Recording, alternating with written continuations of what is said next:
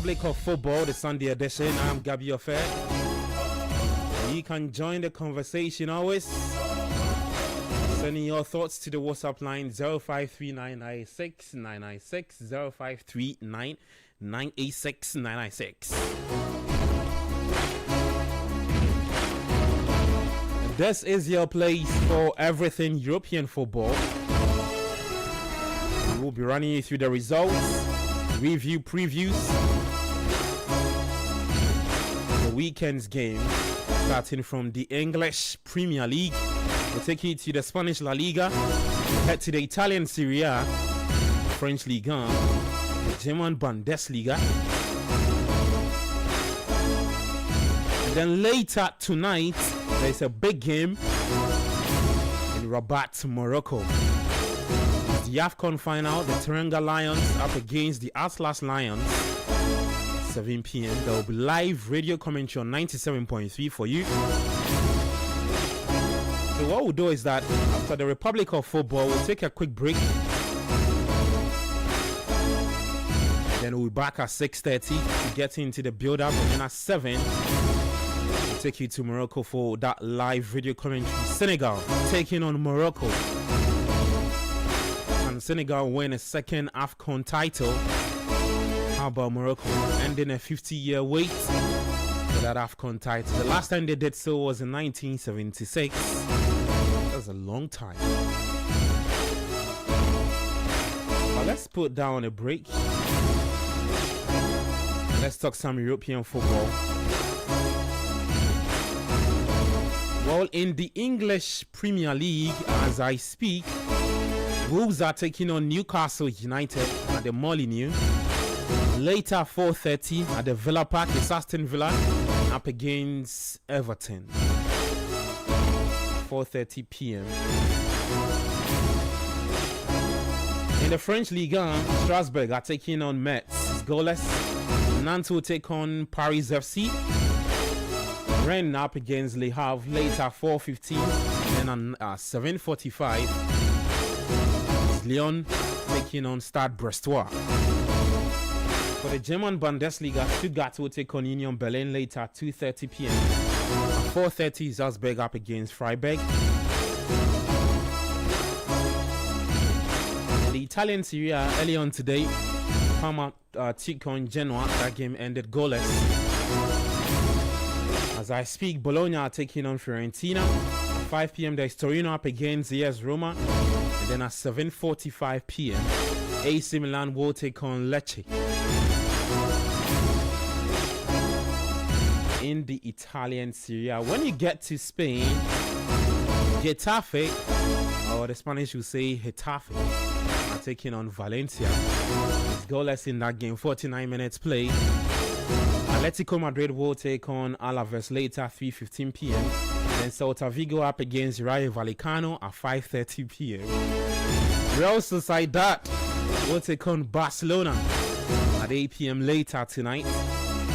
The Spanish La Liga. So it's a long day. Lots of football on your screens, on your radio. Feel free to join the conversation. If you're an ex-lover, you can head there, leave your thoughts, do the hashtag for our city sport and hashtag Republic of Football. Welcome to the show again. Let me welcome my guys for today's conversation. I've got Bernard Abeku. That's my given name. Which one? The Bernard, it's my given name. Yes, it's my mom who gave me that name. Okay. You know, but I didn't say with advice from my dad. But I didn't say. Then I've got my surname too. But why are you explaining? I just have to explain. That's all. This guy. yeah. Now you good? I am good. Hey.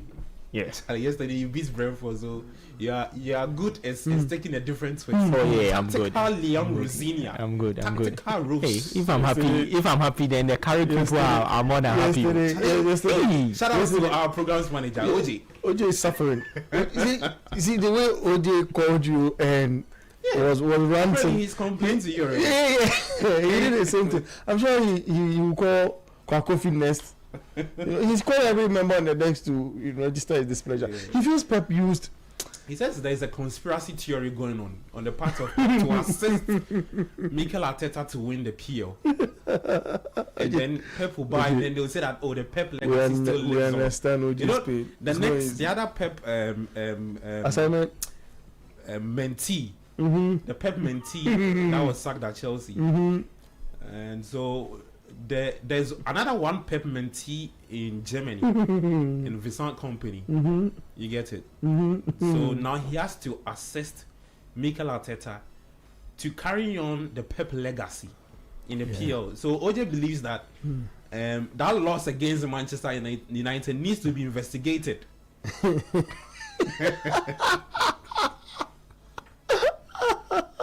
OJ is overthinking. OJ is overthinking. No, but OJ has been on this tangent for a while. OJ is overthinking. He's been talking about this. OJ is overthinking. Started struggling. He's pain. He's pain. It's not easy. Like, I get to understand him in a way.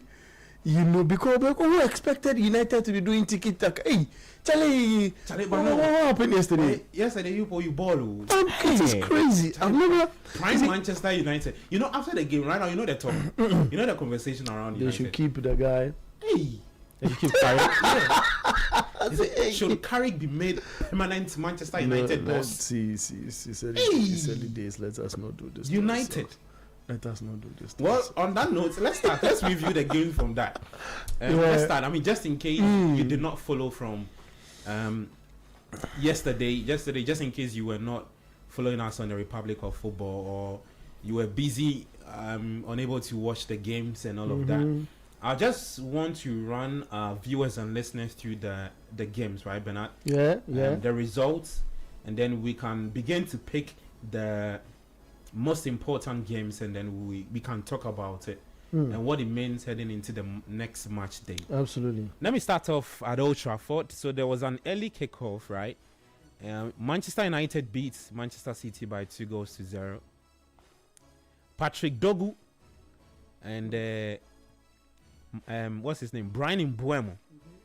There was a third goal from Macy Mount, but it was ruled out as offside. So the game ended 2-0 in favor of Manchester United. And then later, the 3 p.m. batch of matches at Stamford Bridge, Chelsea beat Brentford by 2-0. Yeah. And then there was Leeds also beating Fulham by 1-0. Liverpool played out a 1-1 draw with Burnley at Anfield. At the Stadium of Light, it was Sunderland 2, Crystal Palace 1. And then at the Tottenham Hotspur Stadium, which I think that Thomas Frank will be sacked soon, he lost to West Ham United by 2-1. Kudus was not in action. He is nursing an injury. And then when you head to the City ground, Nottingham Forest played Arsenal. That game ended goalless. I thought that Arsenal would have taken advantage of City's collapse at Old Trafford.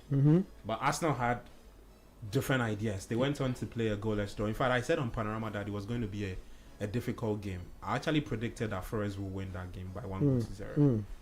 But it didn't play out well. Yeah, they did an Arsenal thing. They did an Arsenal thing. Yeah. If they bottled the league this season, they need to be kicked out of the league. Arteta will be sacked. No, let me use the right word. They need to be exiled. They say you've been exiled. Do you understand? Like, yeah, Castawak will rim. Like, you are not part, because how can you bottle the league? Okay. A quick update in Germany. The games that happened yesterday. Dortmund beat St. Pauli by 3-2. FC Cologne 2. The way they saved people, Dortmund. Mainz 1. Hamburger SV played Borussia Mönchengladbach goalless draw. Hoffenheim beat Leverkusen 1-0. Wolfsburg played out a 1-0 with Heidenheim. And then Bayern Munich beats Leipzig by 5-1. I was watching that game. Leipzig took the lead. Jurgen Klopp was at the stadium. He was elated, not knowing Bayern had different ideas. And Bayern are doing something extraordinary this season under Vincent Company. They are yet to lose. It's, I think, 14 wins, 3 draws. And the points gap is huge. So, credit to Vincent and his boys. In the French Ligue 1, it was Lens taking on Auxerre. Lens 1, Auxerre 0. Toulouse beats Nice by 5-1. Angers 2. And then Olympique Marseille 5. Let me take you back to the PO, and then we'll begin to dissect the results from yesterday's games. Let's start off at Old Trafford. United winning that game by 2-1. Let me start off with you, Kobna, on that note. 2-0. Yes, 2-0. Surprise? Yeah, I was very surprised, and the kind of play Manchester United played yesterday, brilliant. Like, should I say they had one of their best games this season, and that was so brilliant from Carrick and the players, able to play very well, able to possess very well. They didn't allow the City guys have a lot of possession and even have a lot of shots. Haaland was completely lost in the game. Semenyo, who had a very good form going to this game, didn't also play so well because the Manchester United defenders knew how dangerous he was, so they prevented him from doing any dribble or any dangerous attack. It was brilliant for Manchester United, so that should tell you that Manchester United, they have the good players, but it's the attitude of the players that mostly has to be there. If they are very consistent, I'm sure we'll be seeing good performances from them every time. And Mbeumo and Diallo coming into was also one good one for them because they've been 2-star players for Manchester United so far, and it was so brilliant. Carrick, I don't want to put pressure on him, but this is a good one for him. Next week, good start. Yeah, good start. He's Next taking week, on Arsenal, right? yes, he's taking on Arsenal at the Emirates, and that will be a very dangerous one. There's one thing I've noticed about Manchester United: when they meet the big clubs, no matter what, sometimes they mostly prove to be very good and disturb a lot. When they meet the smaller clubs, that is when they struggle a bit. The likes of Brighton, West Ham, Forest, that's when they struggle a bit. But when they meet the likes of Liverpool and the other teams, City, Arsenal, they prove to be very, very good, and that's so brilliant from Carrick and Manchester United themselves. The formation he played yesterday was also brilliant. Kobbie Mainoo pairing with Casemiro was so brilliant. Kobbie Mainoo was able to help Casemiro a lot. So it was like when Casemiro goes forward, Kobbie Mainoo is able to draw back to just help him. When Kobbie Mainoo also goes forward, Casemiro is also able. That was so brilliant. So they understood each other because the previous game for Manchester United, when all of them who actually barely had the look by former manager. Yeah, from Amorim. Yeah, he didn't even want to hear the name Kobbie Mainoo. So it was brilliant from them, and the attack line of when the lineup came and we didn't see Cunha, Sesko, we were like, oh, this is going to be very, very tough for them. But Dogu is proving to be very good. Dogu have had a very good run so far. Their game even against Burnley, that they even played a 2-2 draw. We saw some good glimpses from him, and that was brilliant. Before that game, he even scored a goal against Newcastle, the winner for Manchester United against Newcastle at Old Trafford. So it's very, very brilliant, especially winning the Manchester derby and keeping a clean sheet. They did the most important thing in football, and that's so brilliant for Manchester United. I just feel like this should improve them. This should make them see that, we have to do what we have to be consistent, because this season we are out of the FA Cup, out of the Carabao Cup. There's no European football. We have to do everything possible to be part of the top 4 to play Champions League next season. This is what the Glazers and Jim Ratcliffe wants for Manchester United. If Manchester United is able to go to the Champions League, that is when sponsors and other things will come in more for them. It's not time that sponsors will be like, we have to cut off maybe 20% or 25% of what you were doing. They have to make sure this time around I know there will be a bit of pressure on them, but they have less games to play. So since they have less games to play, they have to make sure they'll be able to do very well, so that next season they'll be able to qualify for the Champions League. But talk to me about this. It could have been worse for City. I say so because the third goal from Mason Mount was chalked off. Where do you stand on people who say that it was a new manager bounced, that's why the players performed and all of that? do you think that you're becoming diabolic nowadays? You should stop that. No, it's not me saying, it's the why are you doing this? Because you tend to be asking me questions that put me in a certain brackets nowadays. Why do you do those things? Why? Why? No, why? You're my brother. Why do you do that? So it's not me asking. It's the United folks who want to know that. Okay, say it's a new manager bounce in the second goal. Superstar. No way. Yeah, it won't work. Where do you stand on that? Look, it's a new manager bounce. We've seen this before. We saw it from Jose Mourinho, we've seen it from Ole Gunnar Solskjaer's era, we've seen it from Louis van Gaal's era, we've seen it from Ralf Rangnick's era, we've seen it from Ryan Giggs when he was interim, we've seen it from You've been picking up David first wins Moyes. on your debut. Yeah, with the money, the how do I better put The players the reacting player, to you. yeah, the manager bounce, the new manager bounce thing. Okay. You know, we've seen it, and I am of the opinion that United lacks consistency. You know, and Kobna Riley hammered that United needs to be consistent with a certain style of play for United to be considered. As it stands, United is not part of the big clubs in England. Really? Oh, the team was 14th last season. But in terms of pedigree and That one you can history. you can have all of those details, like Nottingham Forest, like Aston Villa. Newcastle United. Gone are the days when Gone they were are the winning days, you know, stuff. and United seem to be following that path, which is scary. So for what happened yesterday is a blueprint of what Alex Ferguson used to do with playing Anderson,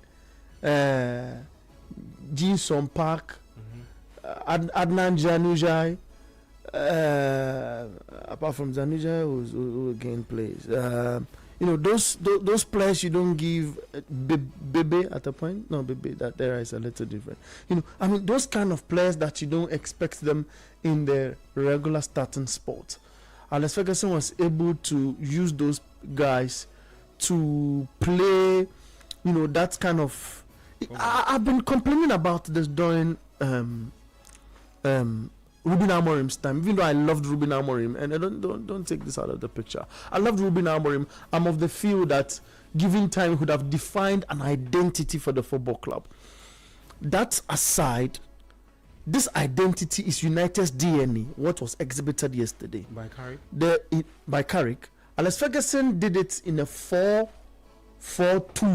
approach with Wayne Rooney and if you backdate it to the Ronaldo era, Yeah. Wayne Rooney and Ronaldo up front, and allows Rooney to drop in a little, you know, to help with the Ryan Giggs and Carrick and Fletcher, you know, all in that space. So Carrick is aware of that identity. He's played in that unit before. Oh, okay. So he understands. So he understands that kind of play, and because he's played at that elite level, you know, before, he's able to read the strength of the current United players and allow them.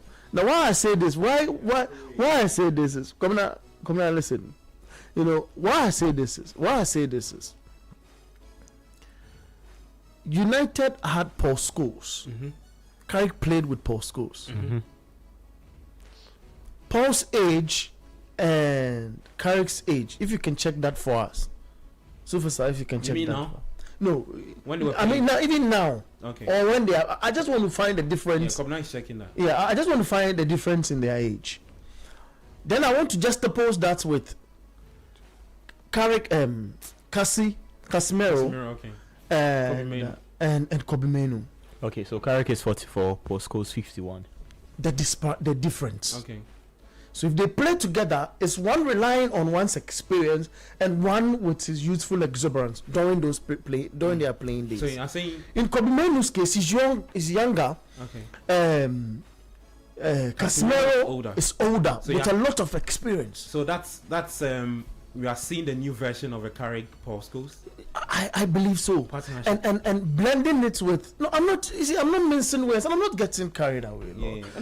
No, don't- I feel you. I know Mr. Kwakofi will be smiling and all of that, thinking I'm all over the moon and what have you. But look. No, but nobody has mentioned No, yeah. I know Mr. Kwakofi, you know, when we It's have just that you such won, so you're argument. super elated. No, I'm not. I'm yesterday I was. Because the brand of football that was exhibited yesterday, it's been long. The last time I saw that was against Lyon, when Headmaster scored. Who is headmaster? Harry Maguire. Harry Maguire. Okay. Yeah. Why are you calling him that? He uses his head to. Yeah. So he's a Sorry, good header of the ball. he's a good header of the ball. I'm Yeah. saying headmaster. It's not as if, yeah. Okay. See? So, for me, I feel Carrick understands the bit of experience and the youthful errors that are allowed in football.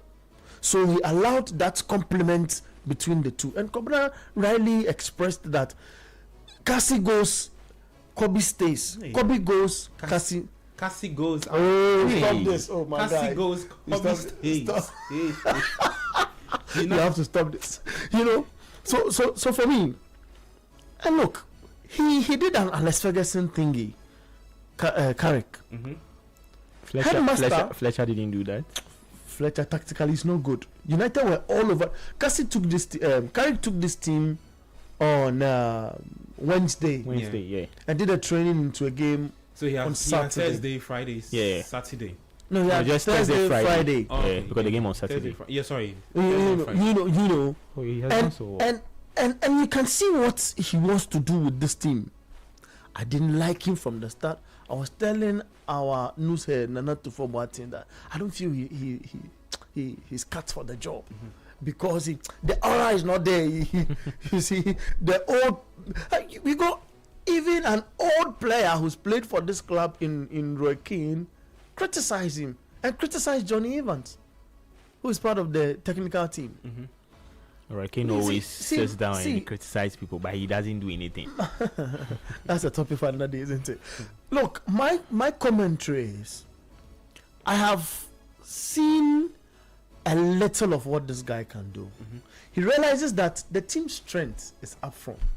You mean Carrick, right? Carrick. Cassie's strength is combining defensive duties with offensive mannerisms. If you strike the percentage, it's just 40% in his defensive organization and 60% for Casemiro in his offensive abilities. His legs run out at a point, so he knows that okay, if I give him 65 minutes, he's able to produce magic alongside a youthful guy who will run if he fails and comes back to rely on the 40 for his defense. The young guy will then charge up to 60, 65 and keep running. Okay. That was shown in the game. And I was talking about Headmaster's situation. He didn't have a lot of training time, but the coach gave him an opportunity. And look,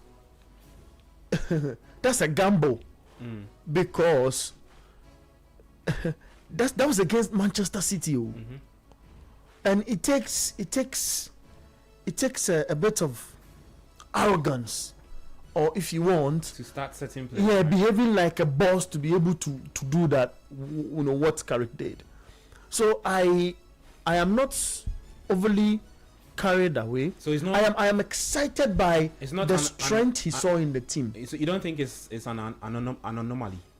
No, I don't think it is. You think it would repeat? I have a feeling one is a manager's bounce thing in there, so that's what you describe falsely within that reach. And I have that feel which tells me that even though the boys knew it was against City, even though they knew there's a new manager, they had to show something, but they also realized there's a club legend. And the manager's handwriting was also seen a little on the team. Carrick has been in this position before, right? Yeah, before, he had 2 wins and a draw, As and interim. he exited. Same position. Interim, yeah. Okay. And he exited. When Ralph Rangnick or one of the coaches, Was sacked. when he got a job, Okay. he was asked to be part of the team, but he said no. Yeah. Yeah. So I think he was part of Carrick, Ole's team, and when Ole was sacked, he took over as interim. Yeah. And when Rangnick came, he stepped aside. Yesterday, he planted Dogu and Luke Shaw on the left-hand side, on the wings area, trying to play Dogu as a false 11 in a 4-2-3-1. So the traditional 4-4-2, modernized 4-2-3-1. He gets Dogu and Shaw on that left-hand side. Then on the other side, who are the guys even playing? Dallo and Ahmad. Left Bruno as a number 10. And yesterday, for once, Bruno didn't give a pass to Mbumu to score. He emailed the ball to him. He emailed. Yes, please. Hey, Charlie. Pep, you see what you've cost. Pep. No, you see what you've cost. yesterday the game was beyond Pep. I'll come to the Pep matter. If I begin to analyze the Pep Let me matter, finish up quickly because people are giving you praises on YouTube. they're giving me praises. Yeah. I have to go and check for what? No, you don't have to check. My one It's shirt. my duty to check. Okay, fair point. Your duty is to do the analysis. Fair point. So, I feel going forward, the team needs to be consistent. And if Carrick is able to get this team to play like this with a limited number of games for United, look, and from at Middlesbrough, Carrick played 17 games, got 13 wins. That's crazy. But that's at Middlesbrough's level. If he's able to replicate the same form, You think they should give him the job? I think they should give him the job. Okay, Because then the managerial cycle would then become a little too many. Okay. Because that's not what Jim Ratcliffe and He wants stability. Omar Baada, Jason Wilcox and his guys promised us. I say us because I'm a United faithful. And if things are not going well, I'll sit here and criticize the team. Look, when they sacked Ruben Amorim, I was one of those guys who said that no way. I think there's an error. I think the club has moved back, to 2013.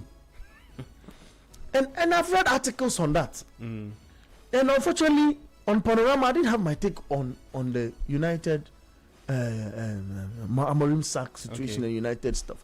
But look, Carrick has changed the narrative of my initial discussion I wanted to produce. Because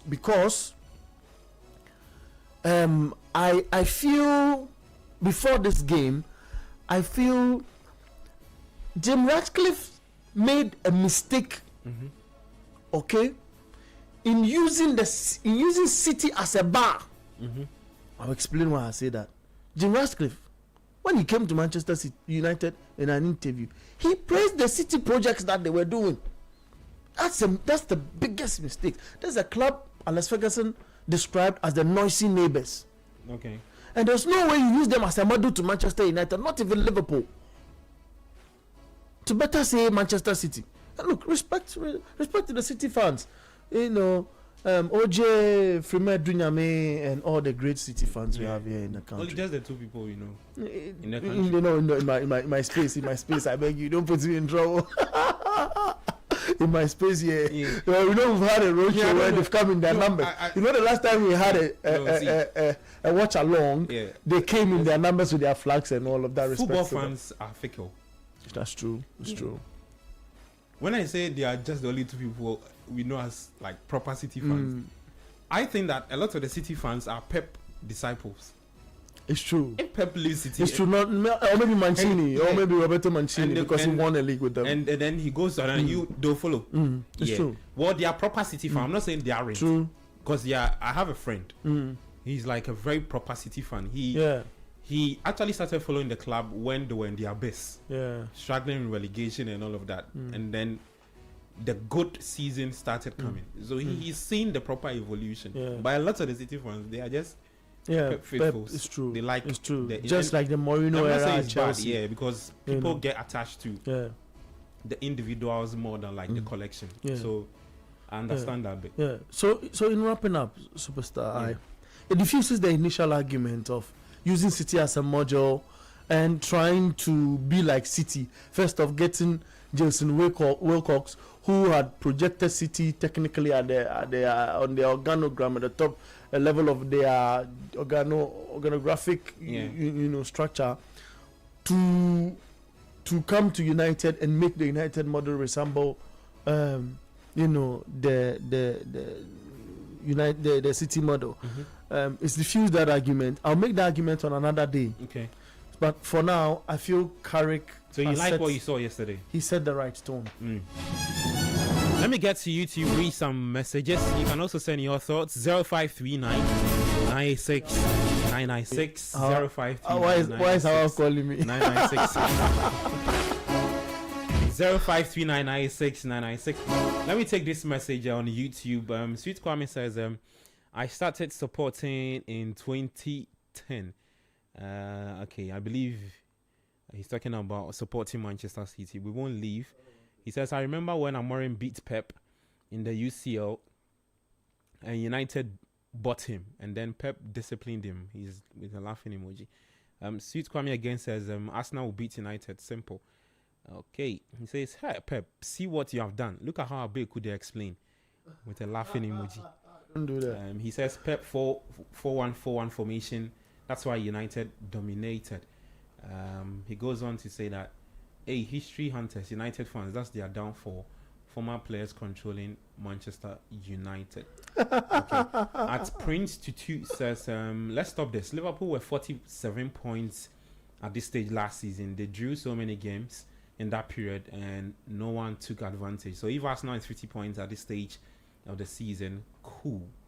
Okay. Sweet Kwame again says, Pep with an arrogant lineup when you have Idiri, O'Reilly, Reinders, and Sheki. Why will he say that? On the bench. Raymond Decoder says Real Sociedad 2, Barcelona 1.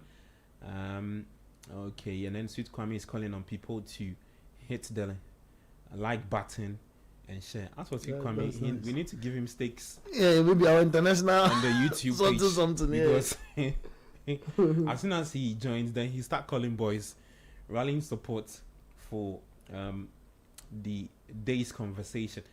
Guys, let's get to Stamford Bridge. Let's talk about Chelsea's 2-0 win over Brentford. The Chelsea fans actually protested yesterday, coming on, right? Yeah. En route to the game. That was a I waste. think, was it halftime? It was a waste of time. At the start. That move. Right. Look, that move was a waste of time. Why would you say it was a waste? It is the same move the United faithfuls had wanted to do. Okay. Okay, maybe this Just is hold on the question. Yeah. Kobna, talk to me about. Do you want to talk about the protest yesterday against the Blue Coat? They actually planned it. They planned They planned it, but right after they sacked Enzo Maresca. Enzo Maresca. You think it was needless? Sometimes it's needed. You just need to let the owners know that there are some things. Because the fans play a major role in the running of the club. And you have to just make them know I that. agree with Bernardo. Yeah. He says So you have to. No, don't agree with me. You have to make them understand that there are some decisions that they take They are that is toying not. with the club. Yes. Messing with the club. They are using the club as stone It's at just all. unfortunate I'm not on the other end of the We show praise today. God. We thank God you are not. They are using the club as stone at Honestly. So they just need to frustrate their. They just need to let the owners know that there are some things Their that they are concerns doing. known. Their concerns known Yeah. that there are some things doing that they don't really like, which they have to really set up to do it very well. But going into the game, Chelsea Brentford, I just felt like Brentford were very wasteful yesterday. Okay. Brentford had about 6 big chances yesterday. Robert Sanchez is on and off.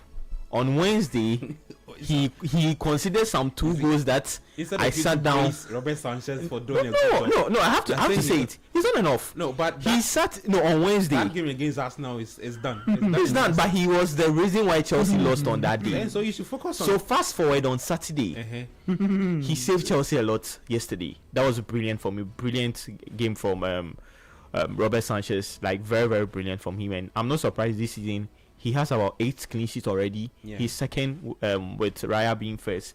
So that was so brilliant from him. For Chelsea, you could see that the flu that has started going around the club, that Liam said, I just feel like it's really troubling most of them, because you could see how Rich James was yesterday. Palmer, I don't know whether the groin injury is still there, so he's not really playing so well. He's struggling a bit to run very well. When you check the only player that I can say maybe he has improved a lot and he's playing so well is Enzo Fernandez. Yeah, I think he's been Chelsea's best player this season. Yes, Enzo is playing so well. Enzo is able to move forward, able to track back to play very well, able to move forward to give decisive passes, and that's so brilliant from him. So I understood Liam when he substituted him off, because he saw that he had a Champions League game they have to play, and that Champions League game is so important. So he had to just substitute him off for another player to Chelsea come are playing who? Pafos Okay. at home. So I just feel like it's a very good victory for Chelsea. If Chelsea had lost this game, though, that would have piled a lot of pressure on Liam. And also, this is a team that Brentford is a team that they mostly worry Chelsea a lot. For the past 3 to 4 seasons, whenever Chelsea meets Brentford, they always struggle. Enzo Maresca loses against him, or he gets a draw. Pochettino, the same thing. Graham Potter, the same thing. So that should tell you that it's good that Liam has started this win, and it's a very good one for them. I'm sure they are going to it's going to just build them up and to be able to do their best. The system that he played, yeah, he loves to play. He did that yesterday, and that was so brilliant for him. But the players, as I said, I don't know whether the flu is one key thing that is really disturbing them a lot. But it was a brilliant win from them, and they've had a 3 point, a clean sheet. Brilliant. I mean, you've spoken about one of the things you like about Liam. That has to do with his tactics. Yeah. What have you made about his player selection for games? It's very. Sometimes I just feel like he's now trying to get to know a lot of the players. Okay. Because he just needs to know how best most of the players are. He doesn't want to presume or use what the other coaches were using. Maybe people say, oh, maybe Neto is not really good. Neto just moves around, doesn't look up to give a correct pass. Okay. He just wants to see how. So everybody's starting on a clean slate. Yes. Giving an Opportunity to everyone to do show their me what best. he's got. That's the thing. Okay. So everyone who put up his best, I just feel like it's a good thing that he's doing. But sometimes with that kind of formation or that kind of system, if you are not lucky and you do it, that's when you lose a lot. That's when you have to now struggle to get your perfect starting 11. So for what he's doing, he's a brilliant one. It's working for him so far because he has played 3 games already. He has won 2 and lost 1. Even the one he lost, he did so well. He didn't do bad. So it's brilliant from Liam. I'm sure the Paphos game is going to also change a lot of the players to see how best he will be able to do. Some of the players will be able to, maybe I'm sure Liam Delap might start that game against Paphos and other few players. If Estevao is fit, I'm sure he'll be able to play. So it's a good one from Liam. I'm sure he's going to adapt a lot, and most of the players are going to get used to the system. Let's not forget that the independent medical team set up by Chelsea, some way, somehow, would be controlling who starts against who. I mean, players who are fit and players who are not fit. Now, devoid of that, what do you think should be Chelsea's best 11 on the part of Liam based on the 3 games he's played? If Chelsea are to keep up with being consistent. Okay, so I just feel like maybe the starting 11, the 4-back system yesterday he played, is like Tosin is becoming his favorite player. Oh, that's true. Tosin is becoming his favorite player, which Why, is... you don't like that? You guys have discussed something behind the scenes I don't know or something because he mentioned Tosin and you laugh. No, because and it's like you knew what he was about to say. Everybody knows that. And yesterday, I think it was Chelsea's best player. I'm Yes. looking at the rating. So yeah, my point. Why he mentions him, you laugh and he I'm passed a laughing comment. because he's received a lot of criticism. Yeah, and now Last he's... season, 4. No, yesterday he did so well. Yeah. Yesterday he did well. Very I good. think you should stay on the praise part from what we saw yesterday and his We're numbers. not taking anything from Yeah. the performance. Okay. I'm just saying that he's a player who gives you. So 4 games, I'm consistent. I'm very good. And then the next 3 games, On and off, yes. Yeah. So I just feel like maybe looking at how the system that Liam wants to play, Tosin is going to be a very good centre back for him for now. So it's maybe Tosin, Chaloba centre backs, and Cucurella as a left back. Then maybe Richie James playing as a right back. Then maybe the midfield line should still be the Caicedo, Enzo, Fernandez, but so that Andrew Sanders mostly comes from bench to just come to help. The attack line, if you check closely, if Estevao is able to get a good if he's very fit, I just feel like he has to just start him. He just has to start him and maybe Neto because although you are starting 2 left footed players at left and right, it's going to be very difficult. But Garnacho is on and off too. Garnacho is best played when he comes off the bench to just be like a super sub to be able to play very well. Then maybe Cole Palmer plays as a number 10. Then Liam Delap plays as a number 9. Delap is also improving to be very good. Like he's improving a bit under Liam, and that's so fantastic from him. But I liked what João Pedro did. It was so brilliant. Able to track back. That's what he does. He tracks back, able to help in midfield, goes forward a bit, pushes so that makes when he comes back, that's when he makes maybe Cole Palmer play as a false 9 or Neto plays as a false 9. That was brilliant for me, and I liked what he did. A brilliant goal that he also had yesterday, and it was a brilliant win for Chelsea. So a good 3 point for Chelsea. Finally, before I move to Bernard, right, this is an update from Fabrizio Romano. An hour ago, Chelsea have agreed personal terms with Jeremy Jacquet, the clear main target at centre back. The reports are that contracts ready, player keen, and talks ongoing with Rennes. asking for club record sale fee of around 65 million euros. Yeah, and that's clearly a statement of intent and a part of the Chelsea transfer directors. I don't know if Liam Rosinia has a say in this. I'm sure he has a say because centre-back. because he was also coaching in the French League One, so I'm sure he has seen how spotted him and see. But the question is, will he be able to stand the pressure in the EPL? Because the pressure in the EPL is different from the French League One. Yeah, so it's just about the question I was asking, that we've seen centre-backs come in at Chelsea. Yes. There's one chap who plays for Senegal, Mamadou Sarr. Yeah. He came and he didn't. They just took him back to loan. I think he didn't have a lot of. He Yeah. had quite some chance, and Yeah. they took him to Strasbourg. Gerald Hato, yeah, he's not impressed really well for Chelsea. Mostly when you come from the likes of the French League One, the Eredivisie, and the other leagues, playing so well in the EPL is, you have to be a very good player, a very intelligent player before you be able to do it. So it's very difficult. So sometimes I always ask myself, the January transfer, sometimes you might not get a good player. Yeah, it's a gamble. It's a gamble, and he's a young player, 20 years of age, and it's going to be very difficult. If he comes in and he's able to just pick up from the start, go and help Chelsea in defense, that's so fantastic for him and fantastic for the fans and the team as so. But if he's able to, if he struggles, it's going to affect him, because he's now going to sit on bench a lot, and the likes of Tosin and Chaloba, Wesley Fofana or George Champon will now be getting time play and other things. So I just feel like getting him is good. It's going to help Chelsea a lot, because Chelsea are still in a lot of competitions. They are in the FA Cup, they are in the Carabao Cup, they are in the Champions League, and now also competing for top four in the EPL. So it's very good that they get a defender like that to just help them, so that some of the players will be able to rest, not to play always, but able to rest very well. If the player is even able to come, and Chelsea, I know Chelsea very well. If the player comes and they see that the player is very versatile, they can just shift him to right back or left back. So simple. Or maybe it is to just help some other players to just rest, to have enough rest and things. Because a player that I'm always scared for, that I shouldn't go for injury, is Caicedo.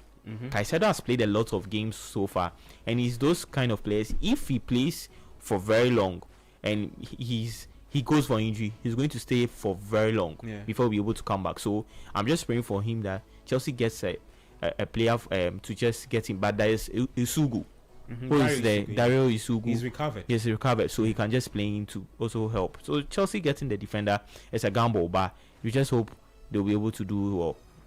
Bernard, Yeah.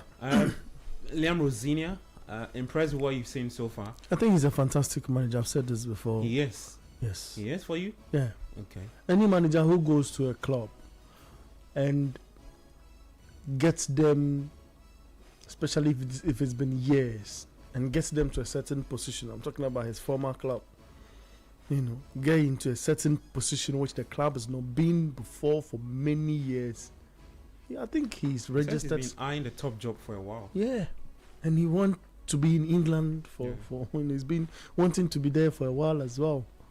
It's why he brought the wife and the family to. Don't you think because he's English, so the English folks want to see him succeed badly? No. You watch what they play. You watch his former club and how they play. He's only gotten a bigger platform to prove himself with a lot of talent.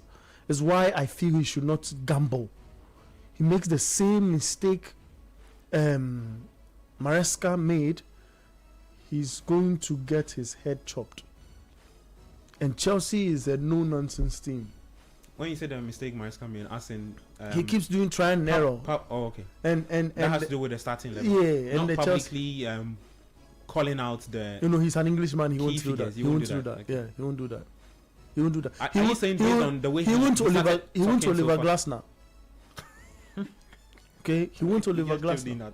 Yeah. He's got Oliver Glasner because he knows he's getting out at the end of the season. He's misbehaving now. Yeah. No, but it's painful to lose. No. Football is a business entity in modern football. No, I understand. No, yeah. I'm not saying. So he has to understand. So I'm not saying I'm not saying I'm condoning what he did at the press conference, but I understand where he's coming from and where he sits and the job he does as the head coach. That to lose your arguably two best players in the team within one transfer window in Eze and Gehi. Did that bring the club money? You would rant, yeah, he brought the club money, but the club won't get results. No, I mean, we talk about results, but let's not digress. Let's stay with Leon Rosinia. I'm sure we'll talk about it. Yeah, so I feel he needs to not make a lot of mistakes. The kind of mistakes that Maresca made during his turn as Chelsea manager and get swollen-headed. This squad. That's what swollen-headed you get. Oh yeah. No. Then he'll be sacked. Okay. I'm sorry for him. He's an Englishman. The English media will get. We'll get to him. The English press will back him. Yeah, that's what I was asking. That do you think that there is a laid out, let me say, agenda on the part of the English press to push him and succeed?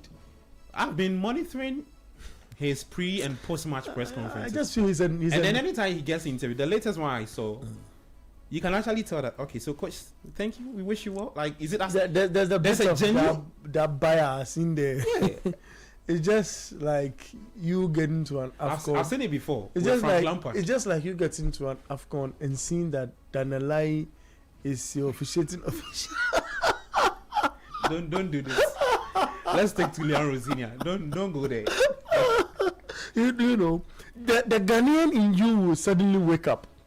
and I feel there's no wrong with that. Like it's okay, you know, to feel that way. And yeah, I mean, yeah, that's it. But for Rose, I know he's going to do a good job. He's gotten players who are going to listen to him. He's gotten players who want to play football. So they've got the players themselves. They've gotten a point to prove. So I know with his tactical instructions, getting the full backing also from the top hierarchy, knowing that he's of the same company shift thing, that they are going to back him. This when they sack him, I'll cut this analysis of yours and play. Oh, of course. This Chelsea.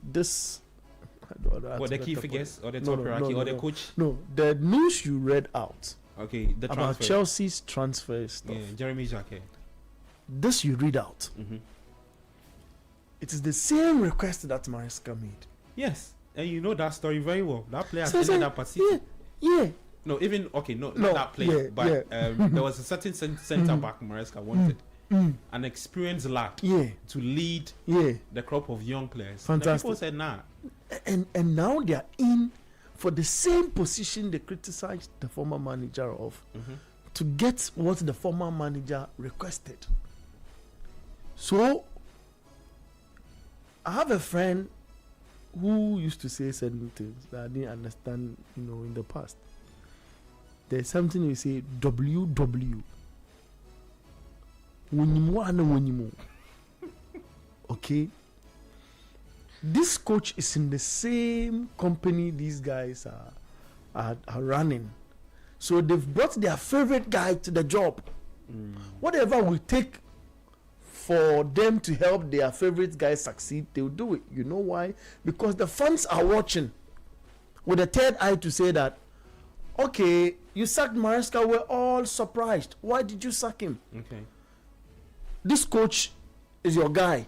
If he doesn't succeed, then we are going to, it's on your head. Yeah, it's on your head. Or we're going to see what will happen if he doesn't succeed. And then why we have protested makes sense. Fantastic. Okay. My point.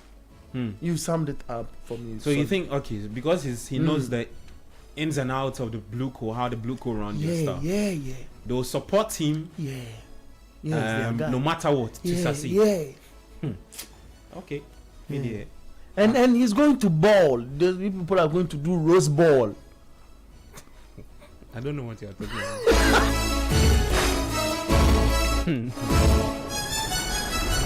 Yeah, so the conversation is around Liam Rosinia, Chelsea's new boss. He beat Brentford yesterday at Stamford Bridge and became just the second Chelsea manager from the last 8 to win his first Premier League game in charge.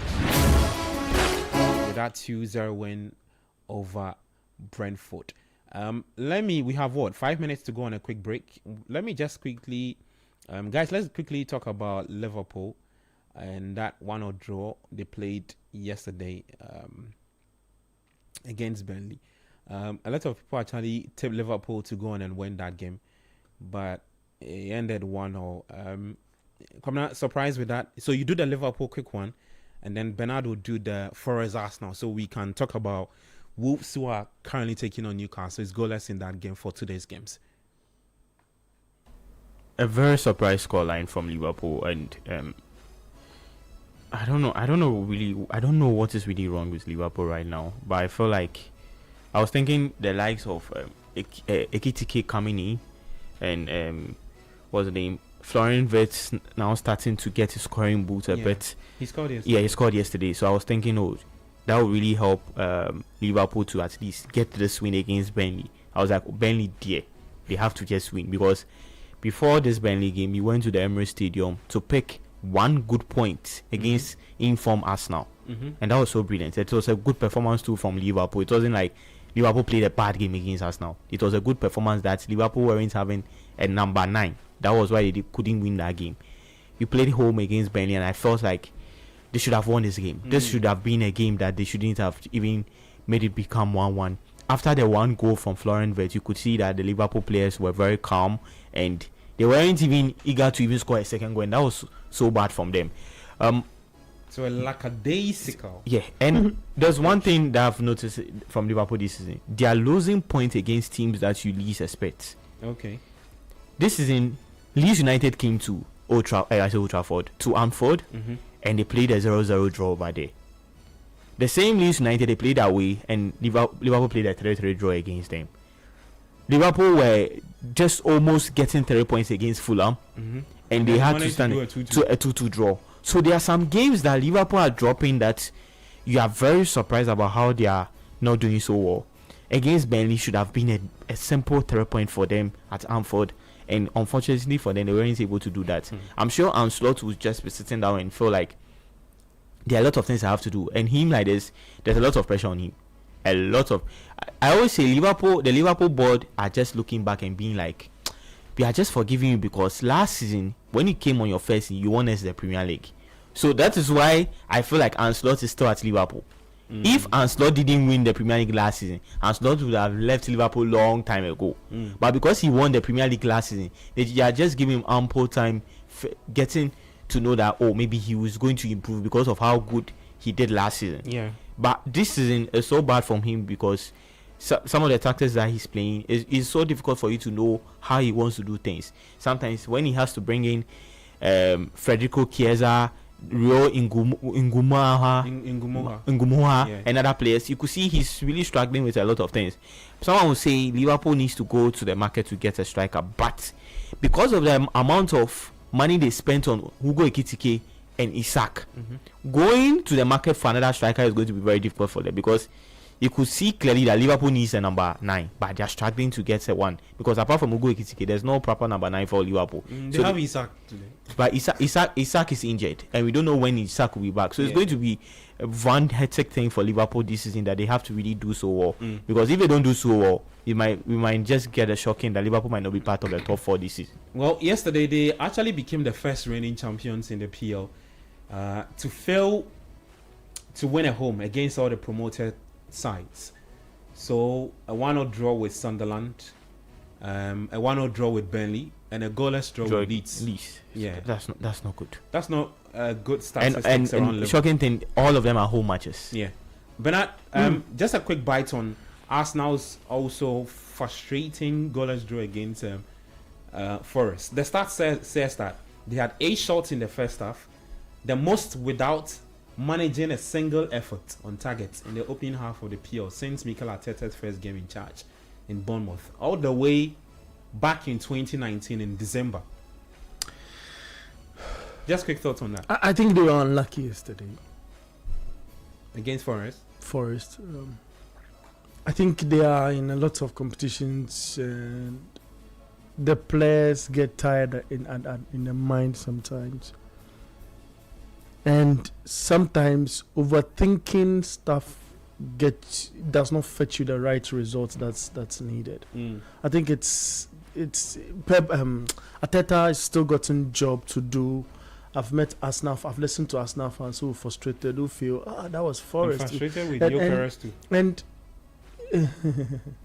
it is how the team is set. Yeah, it is how the team is set, and that's why we are not getting the best out of Gyökeres, because all the players around him want to score, and it's about his movement. When he moves into certain areas, a player is moving also into an area which he feels, if I shoot, I can score, and that seemed to be the missing link. If they're all playing through him like they do at City with Erling Haaland, it would have been, one of his best seasons. But you can't rely on one person. It's a mistake that I feel Arteta do not want to get into, because he's seen what is happening at City with Haaland. If Haaland is not scoring, it looks like a dry. It looks like a dry. Round for City. Nobody's adding to the goals. Yeah. So I mean, it hurts that Arsenal failed to pick a point against Nottingham Forest. But credit to Nottingham Forest, because it's the manager. It's my friend, isn't he? My friend who loves to do roots football, sit back, block. He's not going to score, but he's going to frustrate you because he knows how to defend. So if he cannot rely on his attackers to score, you are then not fetching any goal against him. And that's exactly what he did to frustrate us. They didn't hit any shot on target, Nottingham Forest. And I repeat again, they hit 0 shots on target. So for Arsenal to have big chances, hits 4 on target out of the number of shots they were able to play, and not fetch that goal, I feel it's a bit of luck too that is setting in, because they've gotten the right players on bench to effect huge changes in games of any magnitude should opportunity present itself. But unfortunately, yesterday was not one of those days that was meant for them. And look, Arsenal didn't lose. We are analysing the thing as if Arsenal lost all the 3 points. No, but people are upset because they didn't take advantage of that. What is advantage? A point is enough. Yeah, so stretch the points gap. No, a point is enough. Yeah, they need 3 points. Make a real statement. No, what is a real statement? Already he's opened the gap to 6. He needed to make it 9. So today, if Aston Villa wins, 7. If Aston Villa wins today, to be 4. Or you think Aston Villa? No, people feel like Aston Villa. Yeah, people are not taking into consideration Aston that Villa. Villa also changes, because they take over City's position today if they win. Yes. See, Arsenal has gone at it with Manchester City for 3 seasons, back to back, and plays second. Yeah. Arsenal is not thinking about Aston Villa behind him. He's thinking about City. Really? Yeah. They will do a Leicester City over Arsenal. That's the thing. No, it's not happening this season. Unai Emery, when he met Arsenal, was unable to beat Arsenal. Okay. Unai Emery beat Arsenal at this thing in the first half of the season. Oh, what's his first half of the season like? No, he beat him 2-1. He still beat him 2-1. Wrap up and I'm saying that Unai Emery, in the recent game that is transpired between the two, what happened? And the previous game that it's all in the 2025-2026 season. Yeah, it's all there. It's all in the 2025-2026 season. You won your home game. Me too, I won my home game. So that is it. We all had 3 points. No one scored me more. But I get you. I get where you're coming from. No, but I don't understand, Bernard, why you don't want to consider Villa in the title race. I'm not the one not considering. I know, but I'm understanding they are there. Say it. I'm saying the standings are there. My point is that as far as if Villa wins today, they overtake Arsenal. But it's going to be 4 points. It is still a gap. Okay. It's still 1 game and a draw. Okay, you wrap up. Let's go for a break. This was the same way Leicester City did with Arsenal. Villa is going to play against Everton. Everton is a Route 1 team. Go on the counter. For starters, they are playing that game at whose home ground? Everton's at Villa Park. At Villa Park. Everton is aware that this is not the Hill Dickinson, and a point there is enough for them. Okay. Even though it's going to be difficult for them, that's not what I'm predicting. That it's going to be a draw between them. My point is that plus minus, if Everton, if Villa wins today, it's still 4 points cap. So in this season, and that's not play United next season. They've all picked 3 points of each other. Yes. Villa beating Arsenal 2-1, and then Arsenal beat Villa 4-1. And That's I'm it. saying that it's a statement. The 4-1 is a statement. Okay. Bro, Let's- the let's go 4-1, the yeah. 4-1, what I'm saying, Kobna don't want to understand. Villa came off at the back of, Villa came, into the game on the back of, yeah, man. Yeah. A certain winning It was a streak. 10 On game the back winning of a streak, certain I winning believe. 10 streak. or 11. Yeah, 11. Yeah. Okay? And that is crazy in the Premier League. It's crazy. And that's why they are where they are. And a lot of people actually forgot that at match and- day 6, they that's- were lacking in the relegation zone. And that's where Arteta And even as showed- at that's match where- day that's 4, where they Arteta hadn't showed scored class. any goal. Arteta showed class. Okay. Arteta stopped that dominance. So you To don't open think the gap. Villa can No usurp way. Arsenal to No the title? way. I'm Okay. saying Arsenal are thinking about City. Not a certain Aston Villa. Oh, A okay. certain cloned Leicester City. Okay. Well, I disagree though. Fair point. Let's go for our first break. When we come back, we'll take you to the Molineux. The Wolves currently taking on Newcastle is goalless. I don't want to say that game is looking boring, but we'll try and get into the numbers and see who is winning what. And then later at 4:30 is Aston Villa taking on Everton, 4:30 p.m. Then we'll take you to the other league centers in Spain, Italy, Germany, and France. This is the Republic of Football 97.3. We're live on Channel 1 TV as well, on YouTube, City Sports Ghana, and on X at City FM. I'm Gabi of in studio with Bernard Abeku Otre, Kobna Mafo. You can also join us 0539 986 996. At the tail end of the show, we'll activate the phone lines. Then it's your time to talk. The Republic of Football. We're back after this.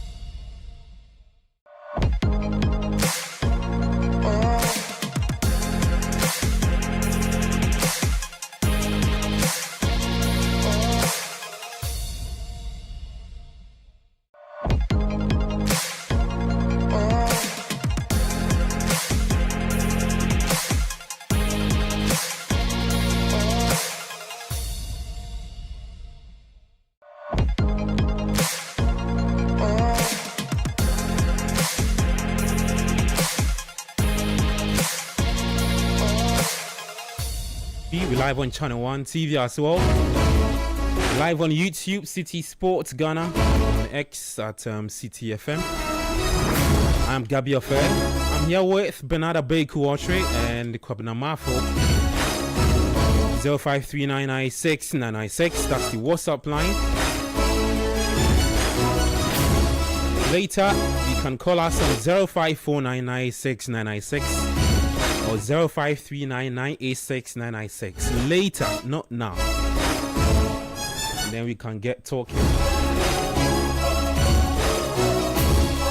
Well, we're talking about a PL. Let me take you to the Molineux and run you through the starting 11 for that game ongoing between Wolves and Newcastle United.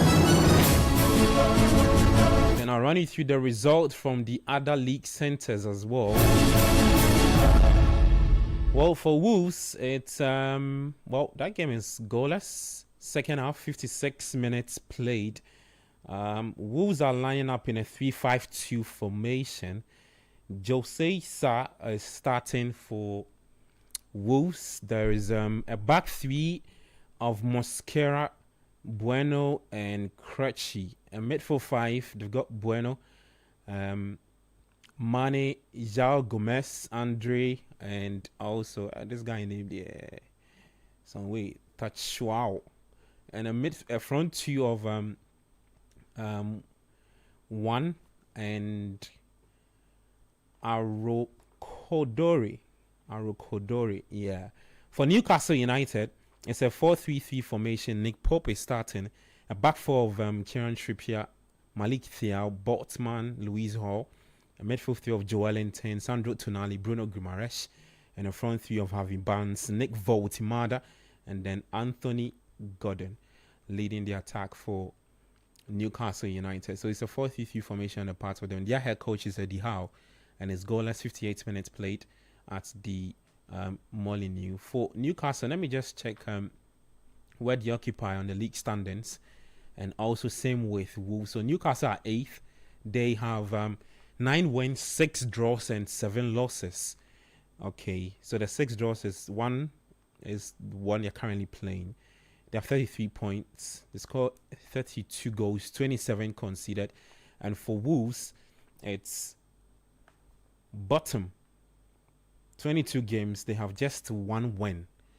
They've lost 16 times and they have 8 points. Charlie, at this point, I don't think Wolves will survive. But no, they are not surviving. That's why I'm disappointed in Newcastle for not. Why they are struggling to beat them. 58 minutes, you are struggling to beat Wolves. No, but to be honest, right, for contest sake, I think in the last 3 games that they've played, they've been very 4. Last 4, right? It started with Manchester United. They've been very stubborn. Yeah, that's how I can best describe it. You understand? They had the strength when they played against Manchester United. They played 1-1 with United. Yes. Then they picked up their first win against West Ham United, beat them 3-0. Yeah. And then they managed the draw against Everton. Away. That was so good. Away, yeah. And like you said, at the Hill Dickinson Stadium, it's very difficult to go there and pick up results. And even won the FA Cup game by 6-1. Yeah, so in fact, if you put that FA Cup action in the last 3 games they've played, they've turned the corner slightly. The results have been decent. I'm only struggling to see them if they can be consistent in the league for, let's say maybe they can do a 5-game winning streak. A 5-game winning streak would be what? 25 points, right? 15. 15 points. Yeah. Then they add it to the 28 points. 15. Sorry, they add it to the 8 points. Do you know what they get? They get 23. Then they jump out of the relegation zone. And this is dependent on the teams above them. Yeah. If they're able to also grind results, it means that they'll be where they are. But then just quick thought. So I don't think they've been bad, but based on the form I've highlighted, we can all understand why they are dragging Newcastle to a goalless draw in the 60th minute. Yeah, so I'm still disappointed in Newcastle. It's the team that brought Votamada in place of Alexander Isak. It's the team that were, I'm picking my words carefully, and the fans will be happy. It's a team that were making a statement in the other season where they placed, 6th sit right. They were in the top half of the league that gave them European football. They are the team that their manager is said to be one of the guys who had a way of stabilizing a football team, especially when the takeover transpired. Yeah. So, with all of this, and they bought any player they want. The guys were ready to spend to make this club a top. I mean, a top now is top 6, so a top 6 team that will give you the chance to compete in Europe. But unfortunately, I feel they've been on and off, for a minute. I look at where they are on the log, and that's just give me a sec. Newcastle United, they're 8th. Okay, not far from reach. Yeah. 33 points. They're not far from finishing in Europe. Yeah, 33 points. And the point gap from Liverpool today to where Newcastle are occupying is just 3 points. 3 points, yeah. They should be beating Wolves. Really? Wolves have 8 points though. But why are you writing them off totally? No, they should be beating Wolves. Writing Wolves off. No, you're not taking into consideration the form they've picked up. I just feel like in the last 4 or 5 games. Wolves. Yes. Yeah. 8 points. Yeah, together with what they did in the FA Cup. Was it the FA Cup? Yeah, FA Cup. Forget the FA Cup. Oh no! We can't do that. No, you can't Why? do that. No, I because feel they've turned the corner. yes. And for a team that wants to Stay. in the league, to have picked up what? So 3 FA points, Cup round of 5 16. points, No. 5 points FA Cup round of what? Round of what? In that was round of 32, I believe. Round of 32. Yeah. Do you know the teams we meet in round of 32? Oh, Charlie, this is my people. What are you doing? No, you are Forget the form. Forget. I'm not ridiculous. no, Forget. No, please. No. Let's check it. Please check the team they played for me. Shrewsbury. Playing as attack on beef, beating them 10-1. Those kind of things. Listen, the team's got what? Shrewsbury. Exeter City. Shrewsbury. No, not Exeter City. Who? Exeter can beef. Everyone knows Exeter can beef. No, Exeter can beef. Shrewsbury. Shrewsbury? Yeah. Check Shrewsbury's position now. Shrewsbury, no, I'll do that job for you. Shrewsbury, right? Yeah. But you, Kwabena, talk to me whilst he's checking. No, but I disagree with on Newcastle. Yeah. So the Newcastle bit that he was even saying, when the new ownership came in, they wanted them to be part of the top 6. I feel like they are doing so well lately. In the past 3 seasons, Newcastle have qualified for the Champions League twice, and that's brilliant. Just last season they qualified for the Champions League, which they are playing. Shrewsbury are playing in a league that contains 24 teams. Okay, in the Football League 2. Football League 2. I say that again. Football League 2 in England. Shrewsbury have 22 points. They are 20th on the league. They met the club, which is the Premier League is 20th in the Premier League. But the quality Wolves have in Shrewsbury Town, is it Shrewsbury? Yeah, Shrewsbury United. Shrewsbury have, I mean, there's a huge golfing class in there. So I'm saying that Newcastle should be beating Wolves. Okay. If we are talking about, Fair enough. fantastic. Point down. He says fair. He says fair. There's no argument. I'll come to the Wolverhampton Wanderers bit, but let me just stick with Newcastle. So with Newcastle, when the takeover was done, in the 2021-22 season, they placed 11th. Then fast forward, in the 2022-23 season, they placed 4th. That was a good improvement from that 2021-22 season. By then, the takeover was already done. 2023-2024 season, they placed 7th. And just last season, Newcastle placed 5th and qualified for the Champions. So I feel like the takeover, they are proving to be part of the top 6 teams in England right now, because they are making sure if they don't do anything at all, they have to play European football. And it's not like when they are playing European football, they are just playing the Europa League or the Conference League. They are playing the UEFA Champions League. Yeah. And in the past 3 seasons, they've played twice of it. So 2 times of it. So it's very good from them. They are improving.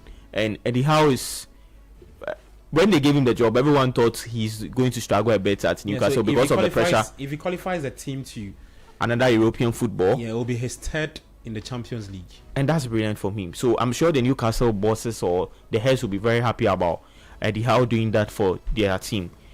With Abeku saying Wolverhampton Wanderers and other things. You've made an argument. It says that you are sure the owners will be happy with Eddie's performance should he position the club at the end of the season in European football contention.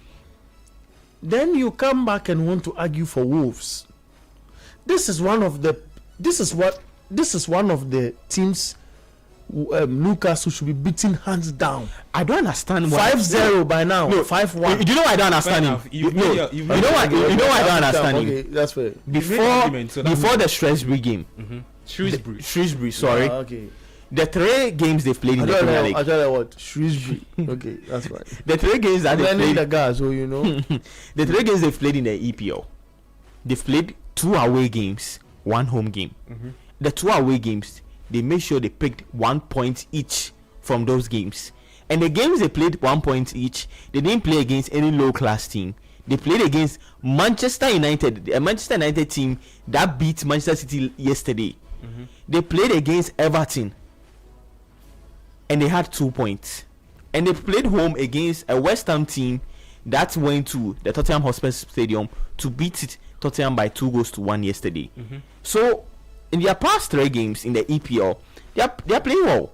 They are grinding results. They are doing so well. See, that's why I disagree with Abeku if he says that they beat Shrewsbury Town and that is Shrewsbury Town. Football doesn't work like that. That's the thing. United have gone on to lose to Grimsby Town. But now MK Dons. But now look at Wolves is not United. No, so it wouldn't be a big news. Shrewsbury Town. No, you said Shrewsbury, right? Shrewsbury Town had beaten for contest sake. Wolves and Shrewsbury Town.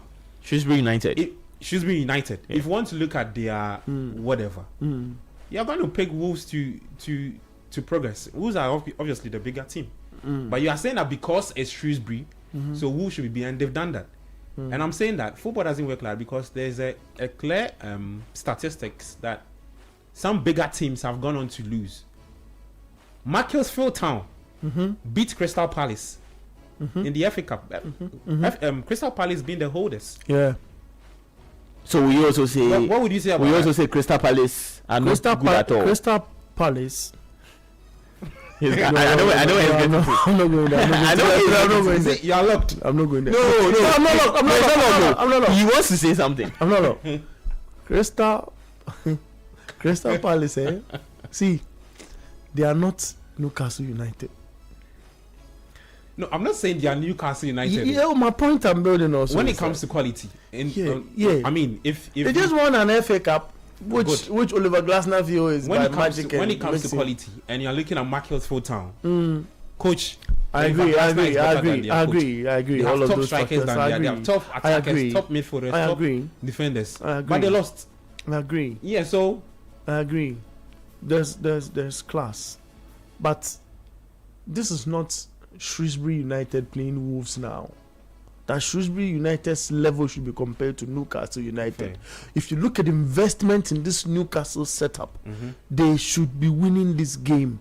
Because they are top 6 contender. I'm saying it's 70 minutes already. What, 20 more minutes? No, but according to him, was like at this point, Newcastle should be. I'm not moving from that fact. 3-4 goals. I'm not moving from that fact. What I'm saying is that by now, Newcastle should be leading by 5-1, if not 3-0, at 70 minutes in this encounter. Okay,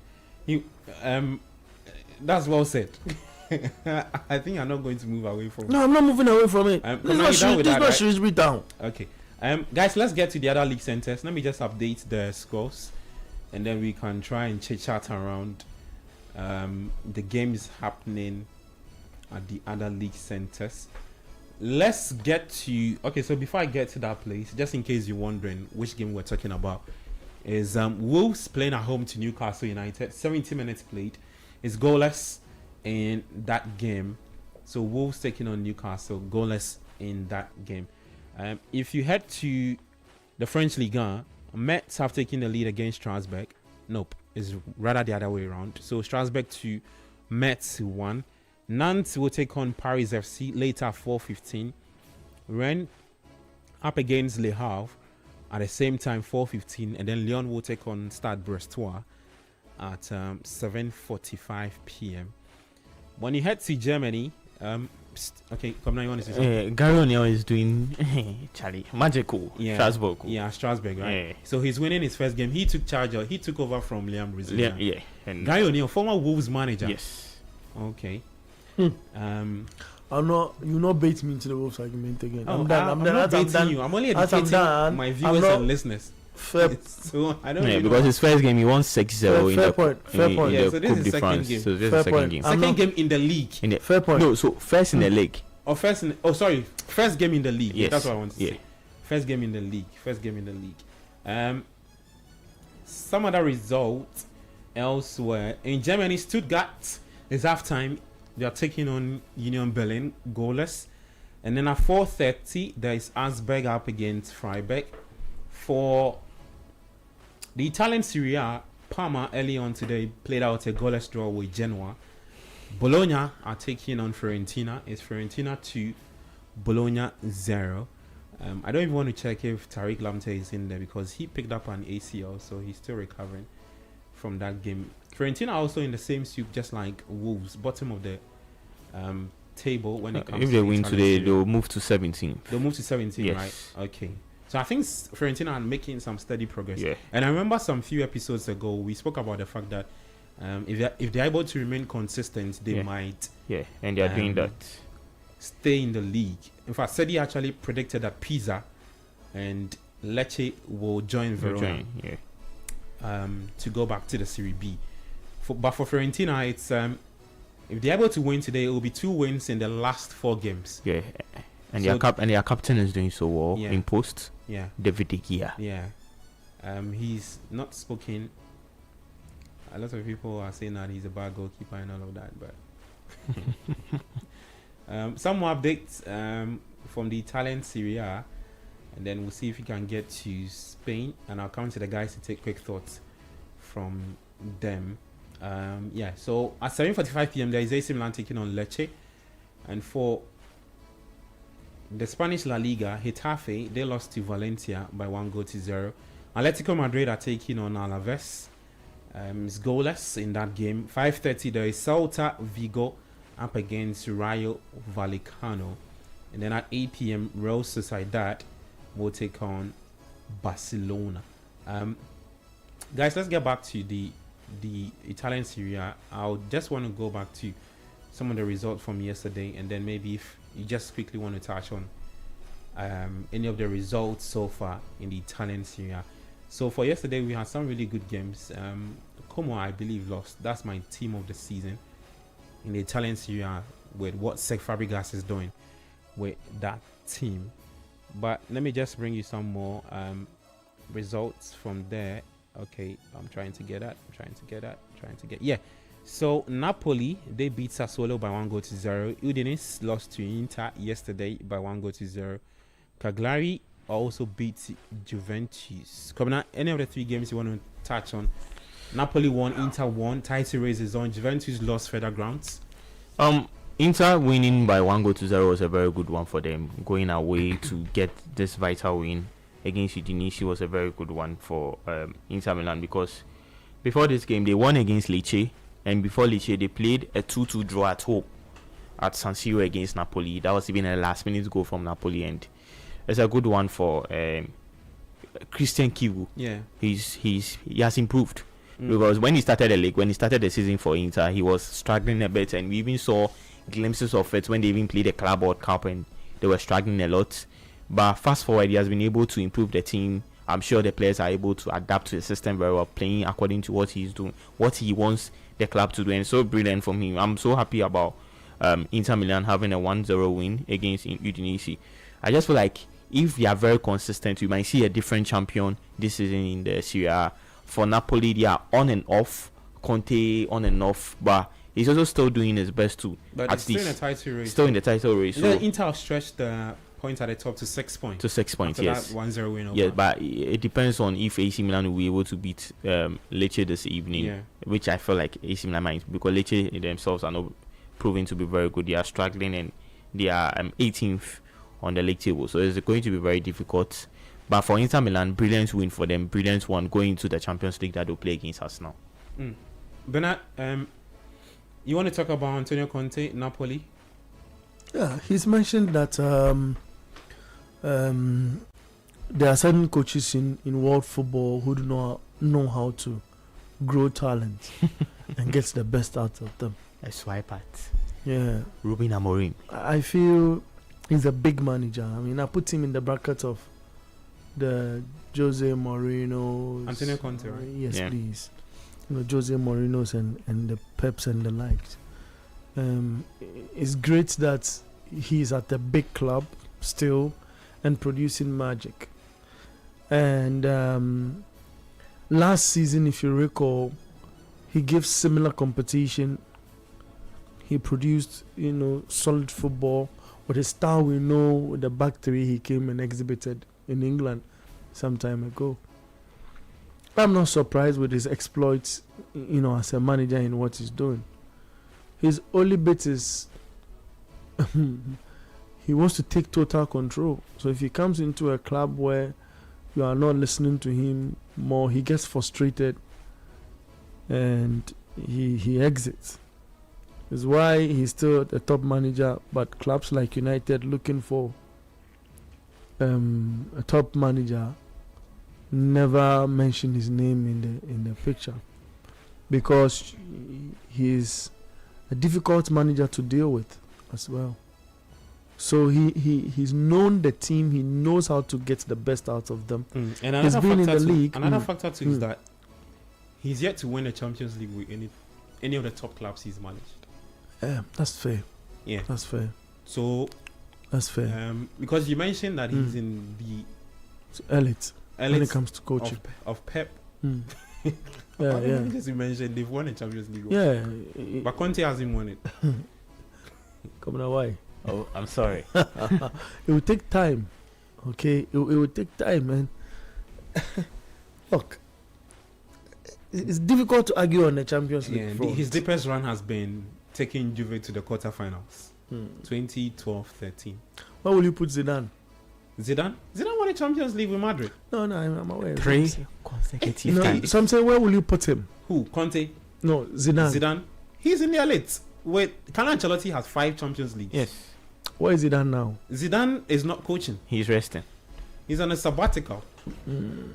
I'm See, sure he I'm wants asking that question he wants the French because- national Yeah. team. I'm asking that question because time changes in football. Football is a space where anything can happen, within a shorter space of time, and you'll be upgraded all of a sudden. Do you know why I mentioned that? Conte has a rich history of performing in the league and misperforming. You remember last time I sat in here and I said he's Should a he- local should he- champion. Should he do that? I said he's a local champion. He said he wanted to beat me. Let us Underperforming in Europe, yeah. let them say that. So There are certain managers that I feel are made for that's like European. now we call him the local champion, and that's not like to denigrate his job. No. He's perfected We that. all know it's denigrating if you put No, I'm a not local denigrating. to somebody's records, No. especially a coach of his caliber. But he's not done it at one league. He's done at Italy. He's gone to Chelsea. He won the Champions League there. Because when he gets Won the Premier frustrated, he League. does not live. Sorry, the Premier League. He there. does not live for a longer period. He leaves because he doesn't like the frustration and all of that. No, Conte is demanding. Conte Conte who can do Roberto manager, head coach, Roberto- press conference. Di Matteo, Roberto Di Matteo, right? Yes, Won the Champions League with with Chelsea. Chelsea. Yes, Where is he now? he's home.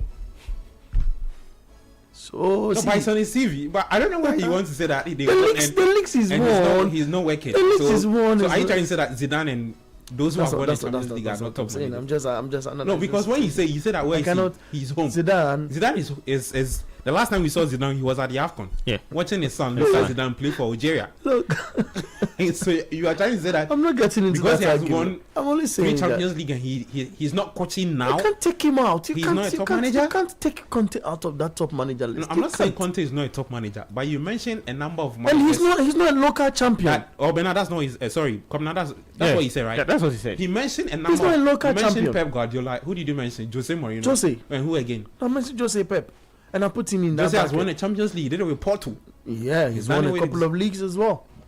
Pep Guardiola has done it with a number of clubs. The fact Barcelona that, winning with it. for example, They have not won the Champions League with any club. fair point. The fact that Carlo Ancelotti has not won the World Cup yet with Brazil does not erase. Oh, but he just started.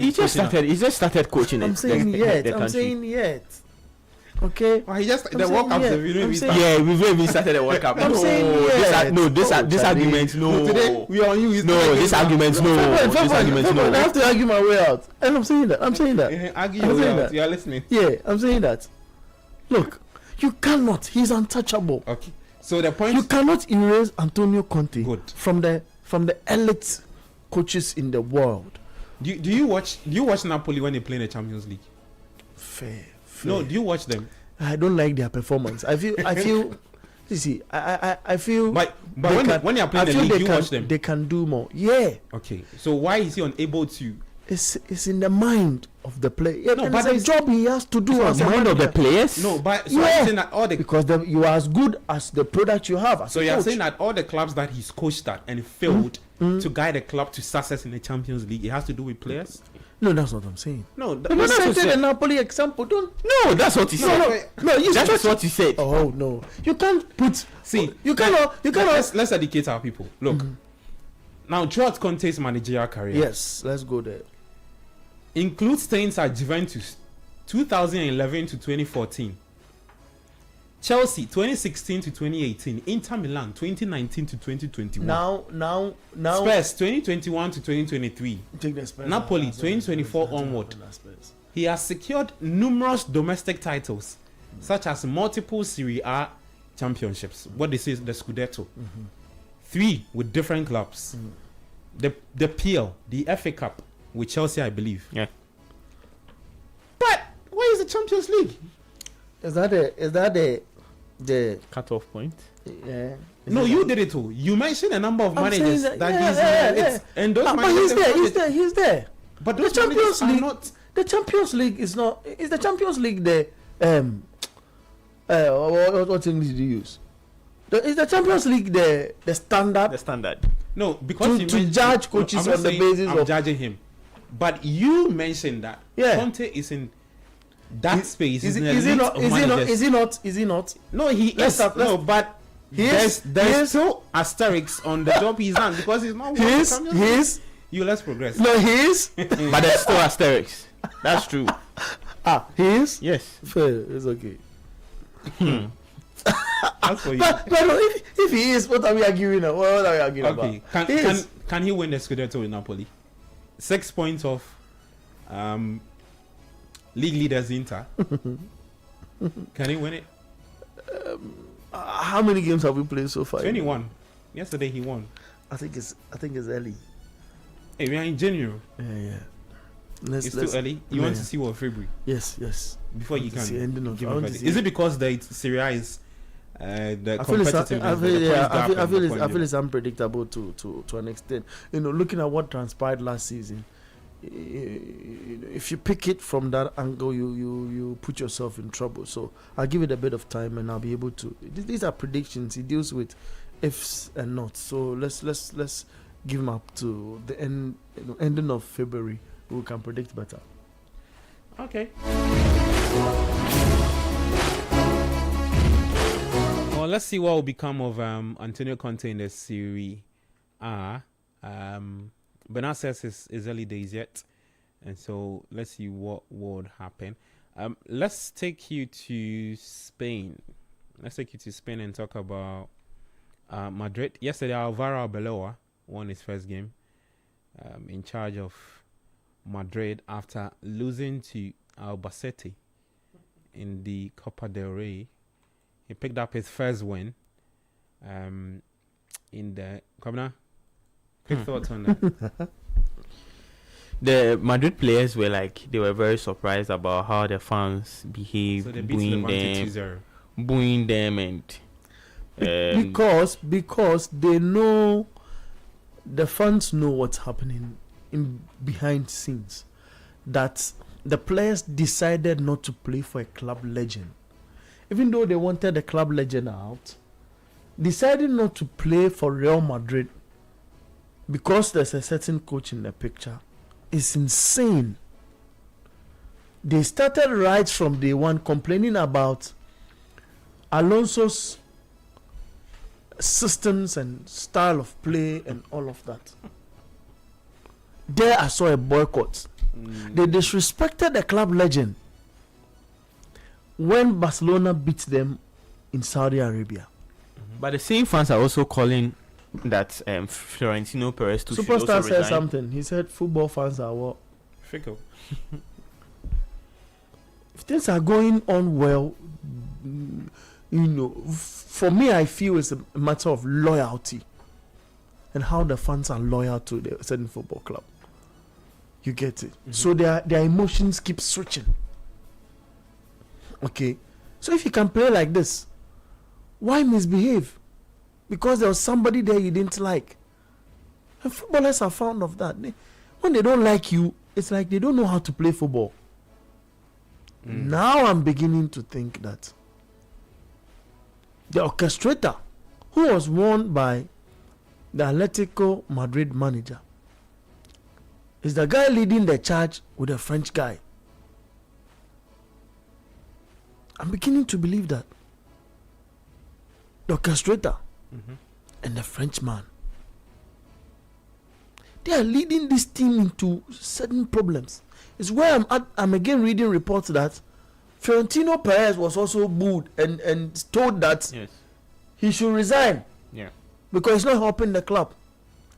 And again, I'm reading that Florentino Perez believes that if he brings in Erling Haaland, his problem is solved for life. It was the same storyline when he wanted to bring the Frenchman in the picture. Mbappe. And the Frenchman is teamed up with the orchestrator to want to bring this glory, the glory this club has churned with horses, with white horses, in vain. The club has been built around an individual, projecting that individual for a certain special award in the world. But this club is not built with an individual's image and talent. No, maybe talent, because I mentioned image in my earlier submission. So a certain individual's talent is built on talent of a lot of guys in the picture, the so-called bigger players in the world.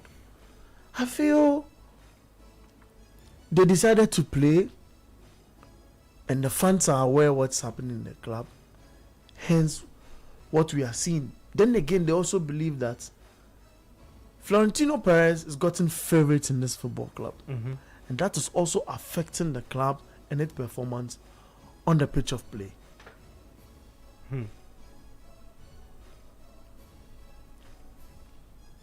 I've landed. Really? Okay. You were making a point before he. I interrupted. Sorry. Oh, don't worry. But with Real Madrid, you see the ego over there. Yeah. It's a big club, a very big club. Should I even say it's the best team in the world? And sometimes it's you end up hanging yourself. The way you started mentioning. I'm just.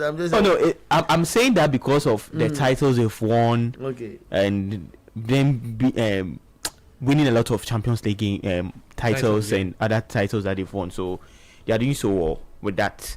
But what is happening at Real Madrid right now is not going so well for them because they won yesterday against Levante. That was a good performance from them, winning by 2-0. They were everywhere. They wanted to at least score even more goals from this game. They felt like a 2-0 wasn't even enough for them.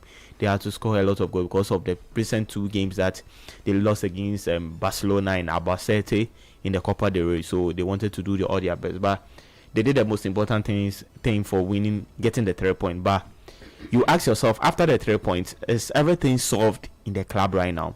Which I doubt, because the ego, the big players wants to always be like, I'm a big player, so a coach can't tell me what to do and other things. And that's something that they really have to sit down to really discuss that thing, because you ask yourself, Abeloa might also go through that same instance now. He might go, for now, maybe the players might be calm, but when it gets forward, the players might start to behave that way, and it's not good. It's not doing so well for the club.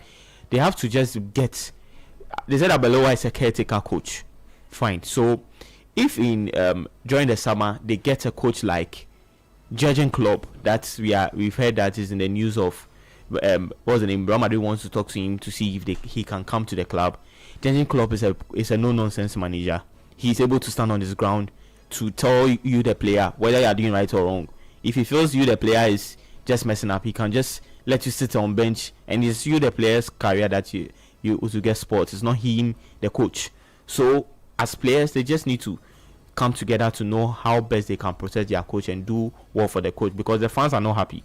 The fans at Real Madrid. Real Madrid is a club that when you lose 1-2, the pressure starts piling up. Okay. It's not like other clubs that when you lose maybe 1 game, 2 games, they are able to give the time for you to relax, to get the wins and other things. But with Real Madrid, if you lose 1-2 games, there's a lot of pressure on you. So the players need to come together to play very well. Abeloa, I'm just hoping he'll be able to perform very well as well. There's a bit of breaking news that has to do with Barcelona's camp. It's Rafinha. They say that he's been ruled out of tonight's game against Real Sociedad.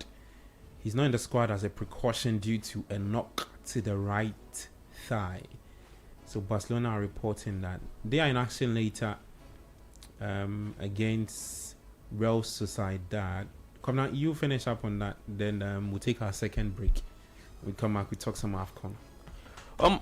Rafinha has been one of the big one. Okay. Because Rafinha has been one of the big players for Barcelona this season. He's playing so well this season, and he not being in this squad is going to affect Barcelona a bit, because they are meeting a Real Sociedad side that didn't start the league so well, but their last previous games they are improving a bit, and it's going to be very difficult for Barcelona because Lamine Yamal is struggling a bit. Every Barcelona fan will tell you the truth. Lamine Yamal is not playing so well recently. He's struggling a bit. Lamine Maguire. And what's the name? Marcus Rashford. You have to control yourself right now. Marcus Rashford on and off. It's on and off sometimes. Yeah. Fermin Lopez is the only one that I feel like he's playing so well as a number 10 role, and it's going to be very difficult for Barcelona for Rafinha. But I know Barcelona have the players. They have the good players. They can just, the likes of Frankie de Jong, Pedri can just do a decisive pass to Lewandowski for Lewandowski to score. So I just feel like if Barcelona is able to just put out things very well, they can just beat this Real Sociedad team. But it's going to be very difficult because Real Sociedad is a team that when they meet the big clubs, the other clubs struggle a bit and they are very stubborn.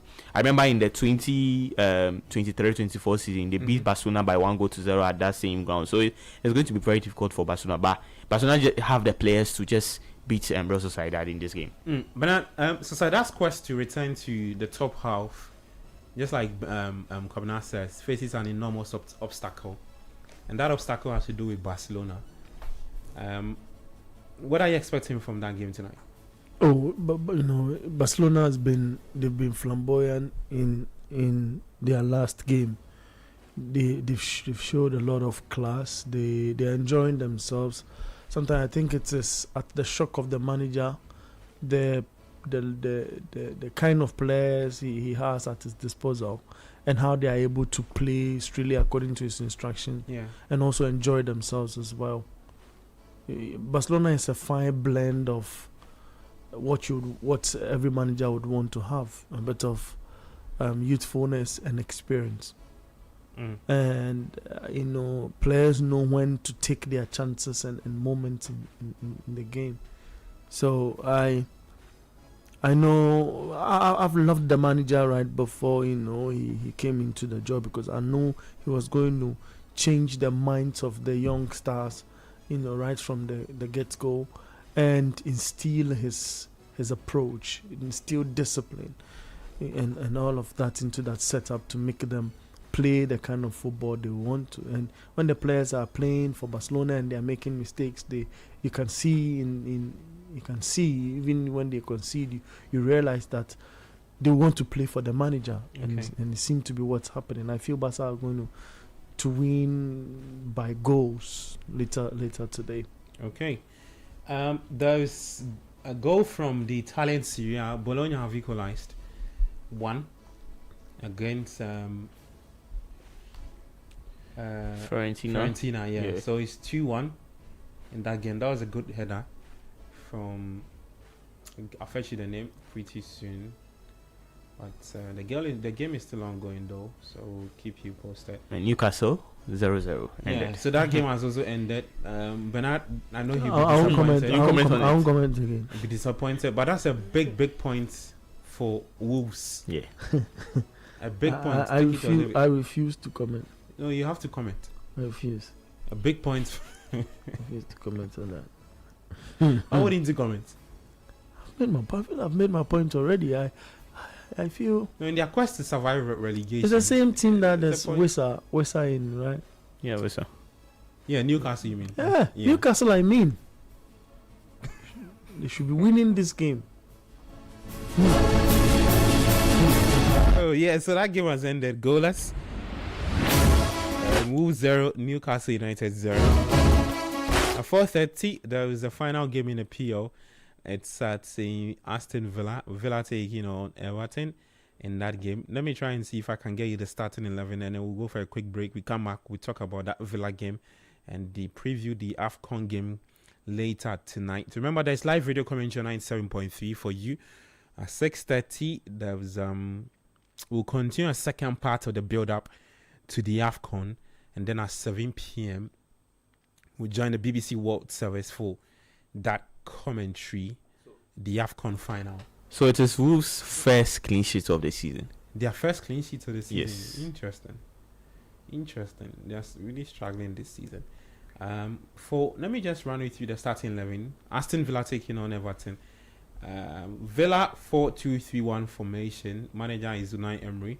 The goalkeeper, it's Lisandro Martinez. Lisandro Martinez is on Manchester United.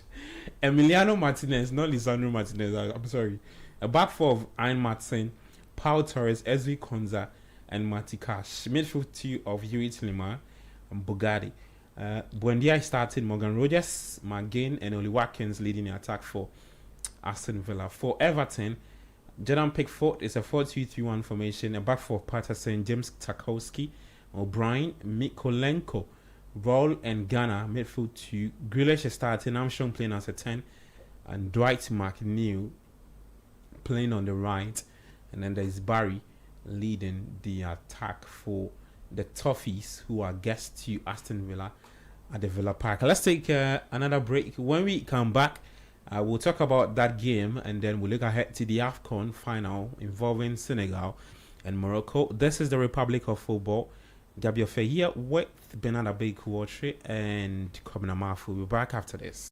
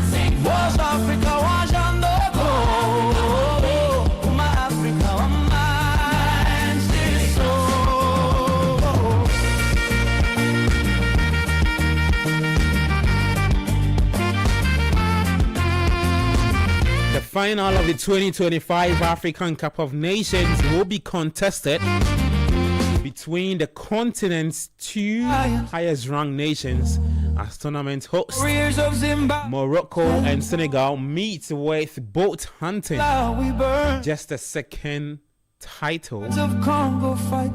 But for the third time in the last 4 editions of the AFCON, Senegal will contest the final, looking to replicate their 2021 heroics when they beat Egypt to lift the trophy. The Lions of Teranga were victorious against the same opponents in this year's semi-final. They beat them 1-0, stretching their unbeaten run to at these finals to 5 wins and 1 draw. Papi Thiaw's men have considered just twice along the way, having faced only 6 shots on target across their 3 knockout games. Solid rear guard is changing their title hopes. Feel the passion in your soul. On the part of Morocco, from the mountains to the shore, they have been tighter, conceding just once en route to the final while keeping 4 successive clean sheets in the competition. The Atlas Lionesses attack may have let them down in the semi-final against Nigeria, but Walid Regragui's men have held their nerve to beat Nigeria as they beat Nigeria in the penalties to reach their 3rd ever AFCON final. There will be live radio commentary later tonight, 7 p.m., 6:30 p.m. build up, so do join us. So this is just the first half of the conversation around the AFCON. Second half will start at 6:30 on 97.3. Then at 7 p.m. cross over to the BBC World Service for that live radio commentary. Just hoping that game does not drag to extra time. Feel the passion. But if you paid particular attention to the AFCON finals, right? Normally a 1-0, a 2-1. I think in the last 5 editions, if my memory serves me right, it's just once that we've had a travel to extra time and penalties. The last one ended, the last AFCON final between Cote d'Ivoire and Nigeria ended 2-1. Normally it's a cagey encounter, 2 teams weighing up each other. Still listening to 97.3. It's the Republic of Football. Live on 97.3. Live on City Sports Ghana. Let's hear from you. Who would win the AFCON? At 4:30 would activate the phone lines and we'll get your thoughts. But let me talk to you, Bernard and Kobna Mafu, my 2 guys. They've been with me all the way from 2 to now. Guys, finally today everything will come to an end. It's been a very good spectacle. Yeah. But I didn't like certain things I saw, starting from yesterday. Oh, yesterday? Yes, I saw a press release from the Senegal national team complaining about a few things. One of them was that they had limited tickets. They didn't know where to train as at yesterday. And the team itself too. The team itself. Look, this is an AFCON final, and if we see news like this running in the media space, I don't think it's good. For the host nation, they want to win the AFCON. What I'm hearing from Morocco is that, especially on the part of the Moroccan journalists, that by hook or crook, they have to win this AFCON title. And I don't want to say if this is all part of a well-built tactics to distort the minds of these Senegalese, the mind games and all of that. But in other ways, it's not a good look on the part of the host nation. If that's what they did, I'm going with the report or the statement by the Senegal Football Federation. I'm yet to see CAF's response. I've seen CAF's response on other issues that had to do with the next AFCON that would be hosted by Uganda, Tanzania, and Kenya. Yeah, and if that's a downgrade. Yeah, and the cancellation of the CHAN.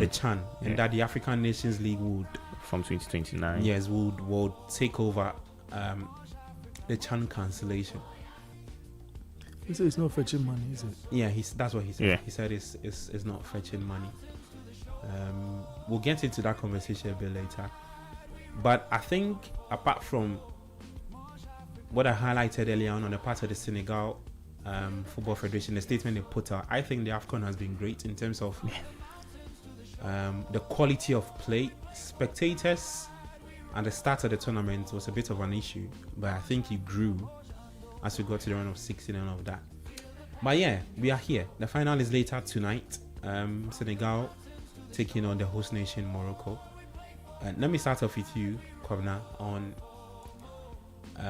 what you're expecting tonight. A big game tonight. Yeah. Okay. Tonight is going to be a very big one. But before I talk about it, there's an interesting stat. Morocco have never won an AFCON final before. They won the 1976 AFCON, but they've never won an AFCON final before. So in 1976, when they won the AFCON, the AFCON was done in two groups. Yeah, it was just Group A, Group B. Yeah. And the first, second in each group qualifies to a final round. So the first group had Guinea, Egypt qualify. The second group had Morocco, Nigeria qualify. The first two had another final round of groups that they played three games each. Okay. And the person who will win or who top the group, who top the group will be automatically be a champion. Yeah. So in other sense, it was more like a league format. Yes. At the time. So they won the league AFCON.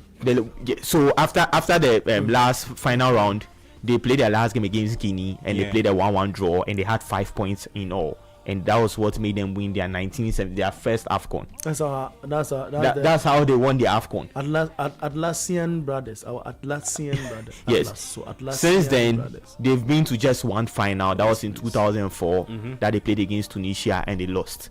So they've never won an AFCON final before. So this is a big final that they have to win. And another interesting stat is that the Moroccans have never lost a game on an official game at home in the past 16 years. Okay. So this is a big one for them that piles a lot of pressure on it. When you look at the stats is just piling a lot of pressure on Morocco because they have to do their best. Them as win or like there will be a lot of pressure on you. Whether Walid needs to go or whatever they have to do it. Because there's a lot of pressure. You are playing home and there's a lot of pressure on you. For the Senegalese, there are not a lot of pressure on them. They have to just relax.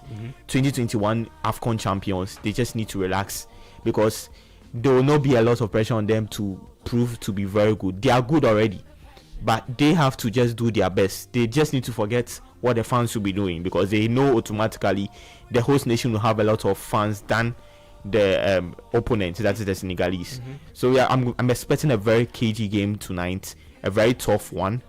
I'm sure when you come at 6:30, we'll give more analysis into it. But I just feel like this is a game that everyone needs to watch. Like, if you have any game to watch tonight, just watch this AFCON final. You're not going to waste your time to watch this AFCON final. We are going to have one of the best games in the AFCON. But just brief thoughts on that so that we can reserve the lengthy conversation for 6:30. Morocco haven't conceded from open play in this AFCON. Yes. Senegal kept 18 clean sheets in their 27 AFCON games over the last 5 editions. It's the best way to have a final. The two Sadio teams deserve to Mane. be where they are. Yeah. Sadio Mane, if you want us to turn it to individual, he becomes the first player to reach 20 game or 20 goal involvement. Let me put it that way. 11 goals, 9 assists. This, I can imagine in my wildest dreams the kind of party that's about to be thrown this evening. This is where the AFCON began. 60,000 people in that arena. Okay? Yeah. Observe that game against Comoros. And from the the host nation Morocco. from in the host nation Morocco from the onset of this journey by the Moroccans. They hope to end this in a grand style. Grand style. And I'm careful picking my words because for Senegal, there's no pressure on them. There's no pressure. There's no pressure. Because they come into this final not as underdogs, of course. You look at the number of, the records I just read out. 18 clean sheets in 27 AFCON games over the last 5 editions is crazy. And it would mean something in this game because the Moroccans themselves also come from 23 matches unbeaten overall. So there's something at stake in this game. And I'm certain that the CAF president looks at the number of sponsors, over 20 of them in this AFCON sponsors, compared to the last edition, which was about between 7 and 9. Really? Wow. Yeah. The last in Cameroon was 7. Yeah, in Cote d'Ivoire. In Cote d'Ivoire was 9 or something. I will check that out and let you know. Look, and it speaks a lot about. I have a lot of things to say, so I'm slowing down in my presentation. In terms of organization, okay, in terms of funds coming into the facility to support, in terms of partnership, in terms of prize money, in terms of getting the 2 best countries to represent a final, I feel this is one of the best AFCONs, if not Kenya, Uganda, Tanzania. Pressure on them, right? Yeah. It has put a lot of pressure on them. Yeah. They have to do their best. And they will not have any excuse because of their location, map-wise, where they are located. I hear that's not an issue because they have flights moving in around. Yeah. That's where I want to go. So look, I think this AFCON song or theme, if you want, should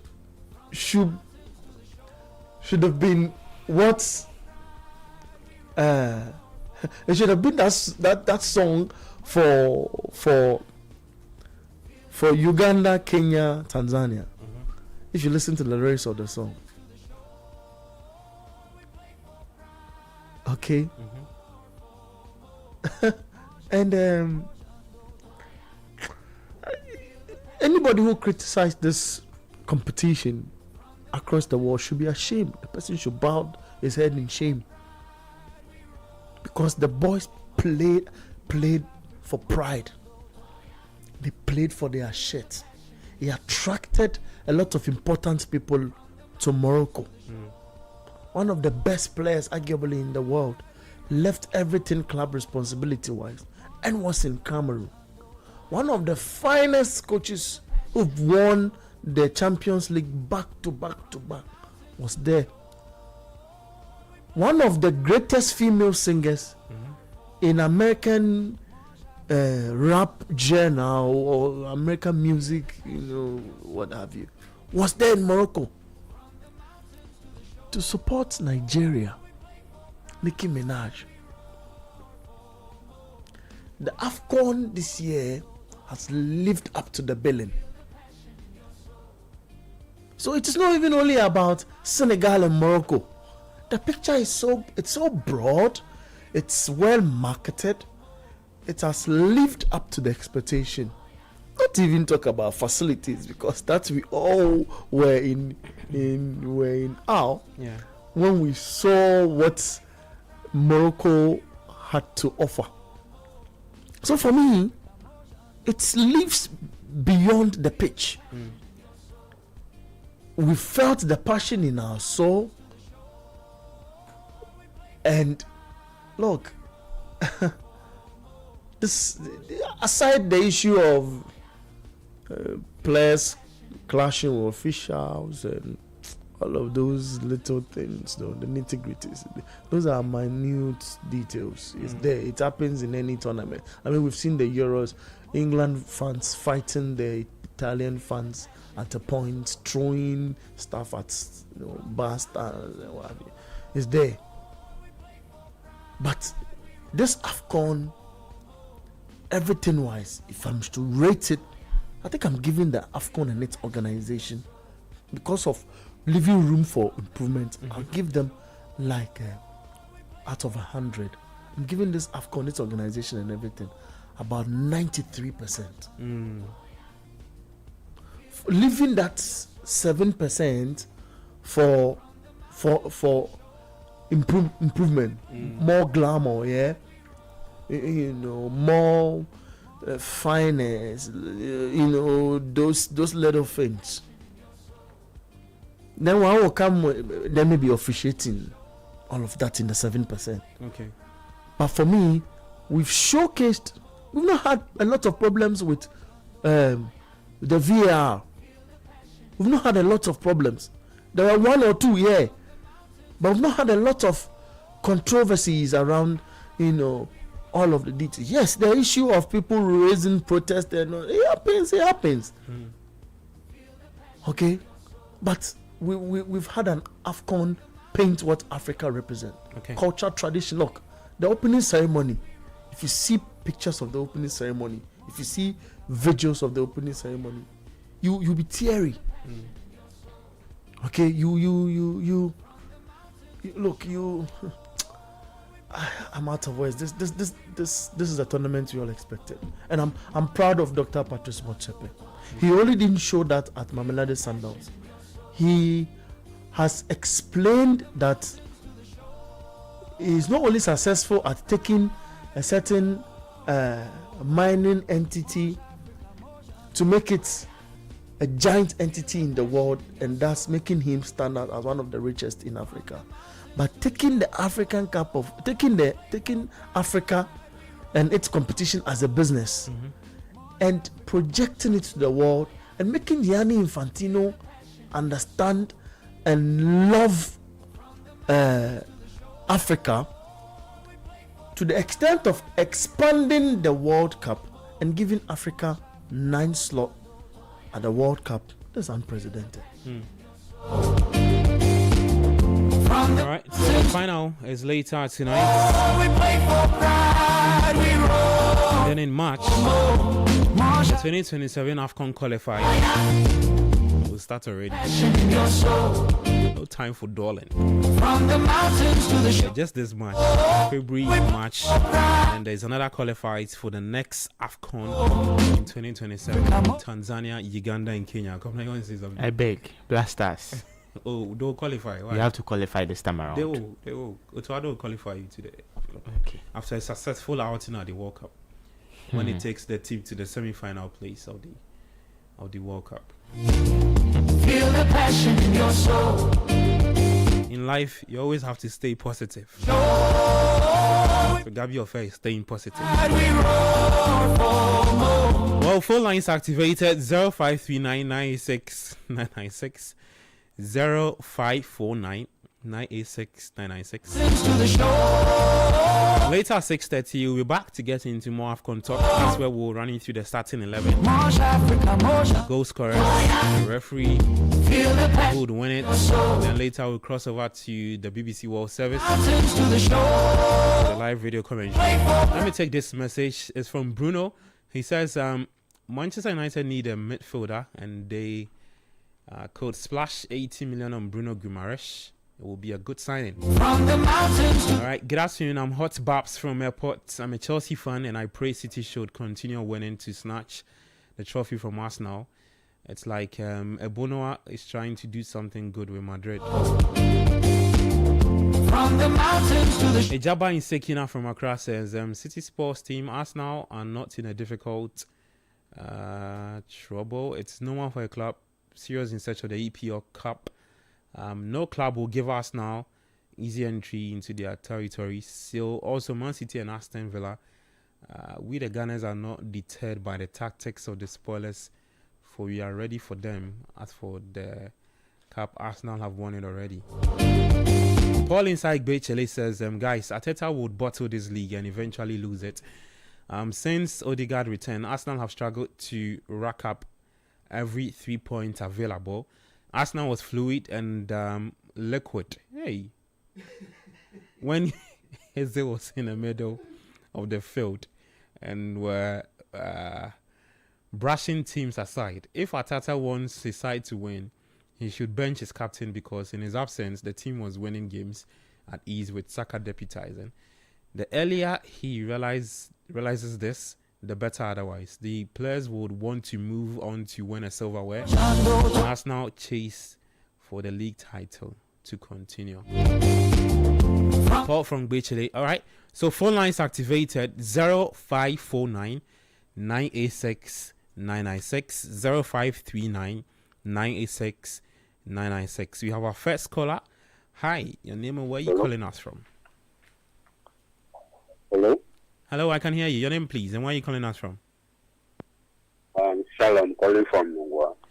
All right, Salam, what do you want to talk about? The AFCON final. What team do you support? Chelsea, Arsenal, United, City? AFCON final. Please go ahead. I predict Senegal to win.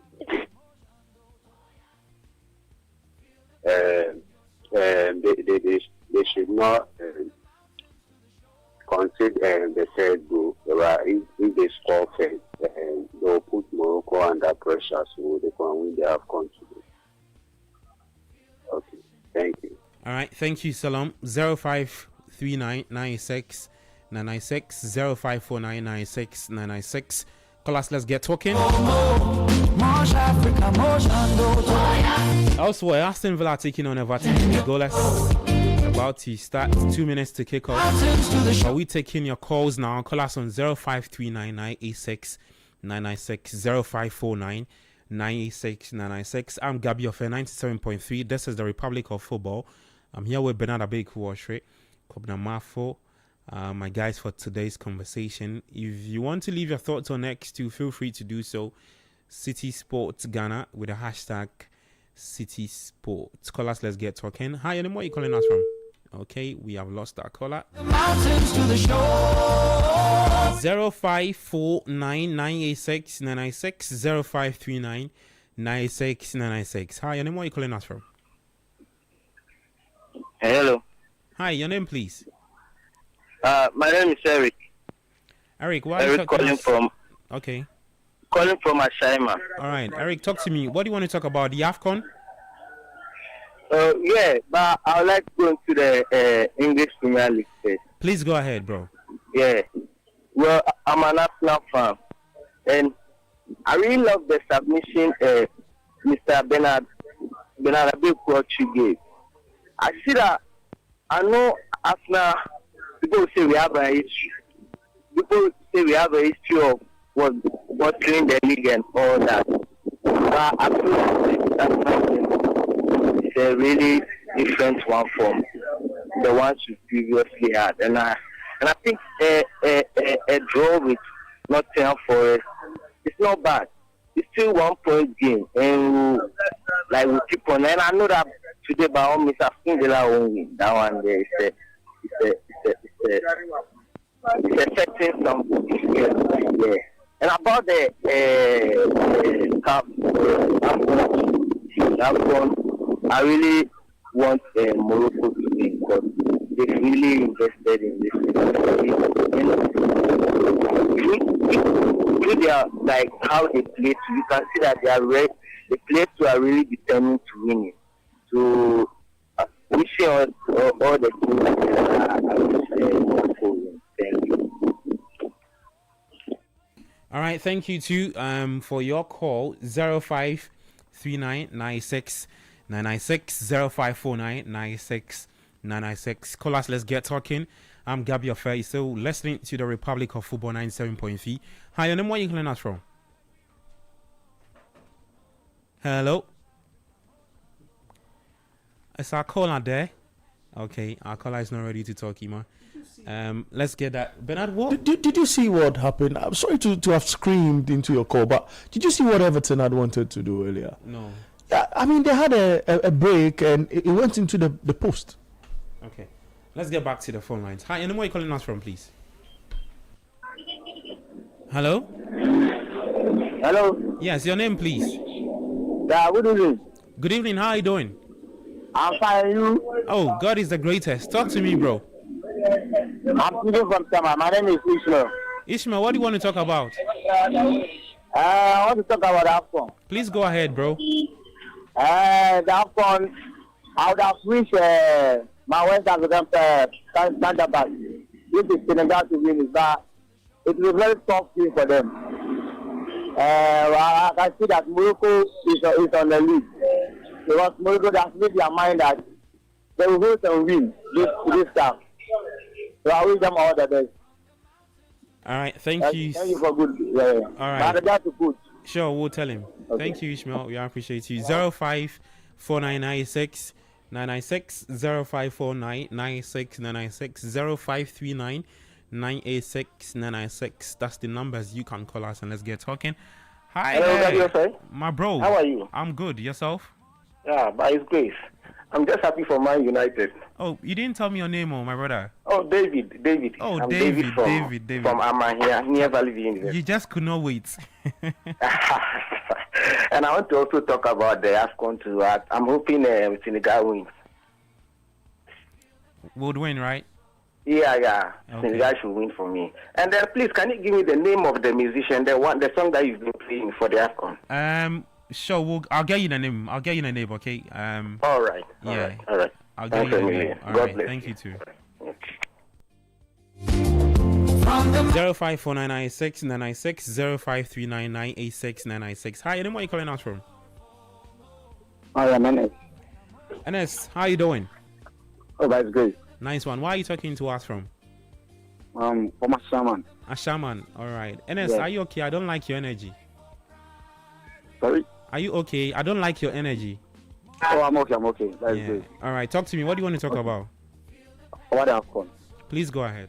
Because I want this Morocco to win is because they have invested more. So that to prove to everyone that if you invest in it, you can lift it. Hello? Yes. Yeah. So I want Morocco to lift it. All right. And big up to Chelsea for winning yesterday's game. All right. Sure. Thank you so much for calling us. 0539 986 0549 986 996. Hi, where are you calling us from, please? Mark calling from Republic of Alajo. Mark, welcome to the Republic of Football. Greetings to the guys over there. Sure, they've taken it. Talk to me, I Mark. want to talk to you about the Arsenal. It seems like this year people are forgetting that it is not the previous years of Arsenal. We are in a new era, and it seems people just like the same thing is going to happen this season. Trust me, I'm telling you, Arsenal is going to win 2 or 3 major titles this season. We are bringing home the EPL, the Champions League, and hopefully the Carabao Cup. So that is my thought. Thank you. All right, thank you so much for calling us. 0549 986 996. I am Gabi Ofer. Let's talk. Hi, your name, where are you calling us from? Hello, talk to me, bro. Your name, please. Okay, he could not wait. 0539 996 996. Hi, your name, where are you calling us from? Yeah, hello. Hi, your name, please. My name is James. James, where are you talking to us from? I'm talking from Nangwa. Talk to me, bro. What do you want to talk about? The AFCON, Chelsea, United, City? Okay, I'm a Liverpool fan. Please go ahead, James. Yeah. And one thing you have to be sure of is Slot is not doing what is right for the team. Let bygones be bygones. This guy doesn't know coaching. You won us the league because of what Klopp has done for us. We understand. But the issue is, you don't say something which is not broken. We have been bought a lot of Arsenals to put in the team. You don't just jump and put all of them as one. Just changing them one by one will fix the issue. Now you want to play this tomorrow, you want to play that tomorrow. I can't even watch our games anymore because I know there will be a draw. Look at our lineup every day. Seems like you don't know what you are doing. And if you should be and say, oh, Slot, let's give it time because you have won the league. You won't realize you are not in the top 4. It is hard time that our managers will know that this guy has to go. Alonso is in the market. Charlie, you're here in him. I'm even tired of this. Charlie, thank you. Thank you so much for calling. 054996 996. Thank you, James. You can also call us. Let's get talking. 0539 986 996 0539 986 996. Your prediction for the AFCON. You want to talk about your club, United, Chelsea, Liverpool, Manchester United, and all of that. Let's talk. Hi, your name, where are you calling us from? Nana. Hello? Yeah, Nana. Where are you calling us from, please? I'm calling from Hacho. All right, please go ahead. What do you want to talk about? The AFCON? Oh, yeah, funny there. I'm a Senegal sympathizer, so I wish they win because of the friend money. He is so humble, so me, I want him to win. And I wish the president will say something about the shenanigans of this. Senegal not getting a place to train and all that. I think they should do something about it. You see, my brother was talking about how the show has been perfect from Cote d'Ivoire to Morocco. It was cool. You see, standard is being raised. And I'm thinking, if you're a Ghanaian, you are asking yourself deep for the bank. You see, you live in a country where you budgeted so many millions going into a World Cup, and then you are asking decision makers why that amount of money, and they are telling you that if they go, they will get this amount of money back. That's how come they are racist. See, this is what happens when you have very short-sighted people. You trust people who are very short-sighted to lead a whole nation. So you are crying that, if anything, you don't have development in infrastructure and even talent. You understand? It's due to the people that you trust with the nation, and they show that they are not capable. Yes, to you people of Ghana, the majority of them, you say it's the same people you trust them with, and if they mess you up, they are here coming to cry. We deserve what we are getting. We deserve everything we are getting. So me, I wish Senegal the best. What happened to Alonso, we see it's a blessing in disguise. So, and it's not will be sacked very soon. There is Manchester United job at stake. There is Thomas Frank said he will be sacked very soon because we do things. So I wish Senegal the best, and I wish Manu win this for me. All right, thank you so much, Nana, for talking to us. You can also call us 053996 996 0549 986 996 97.3. I'm Gabby Affair. This is the Republic of Football. Hi, and where are you calling us from? Okay, we lost that caller.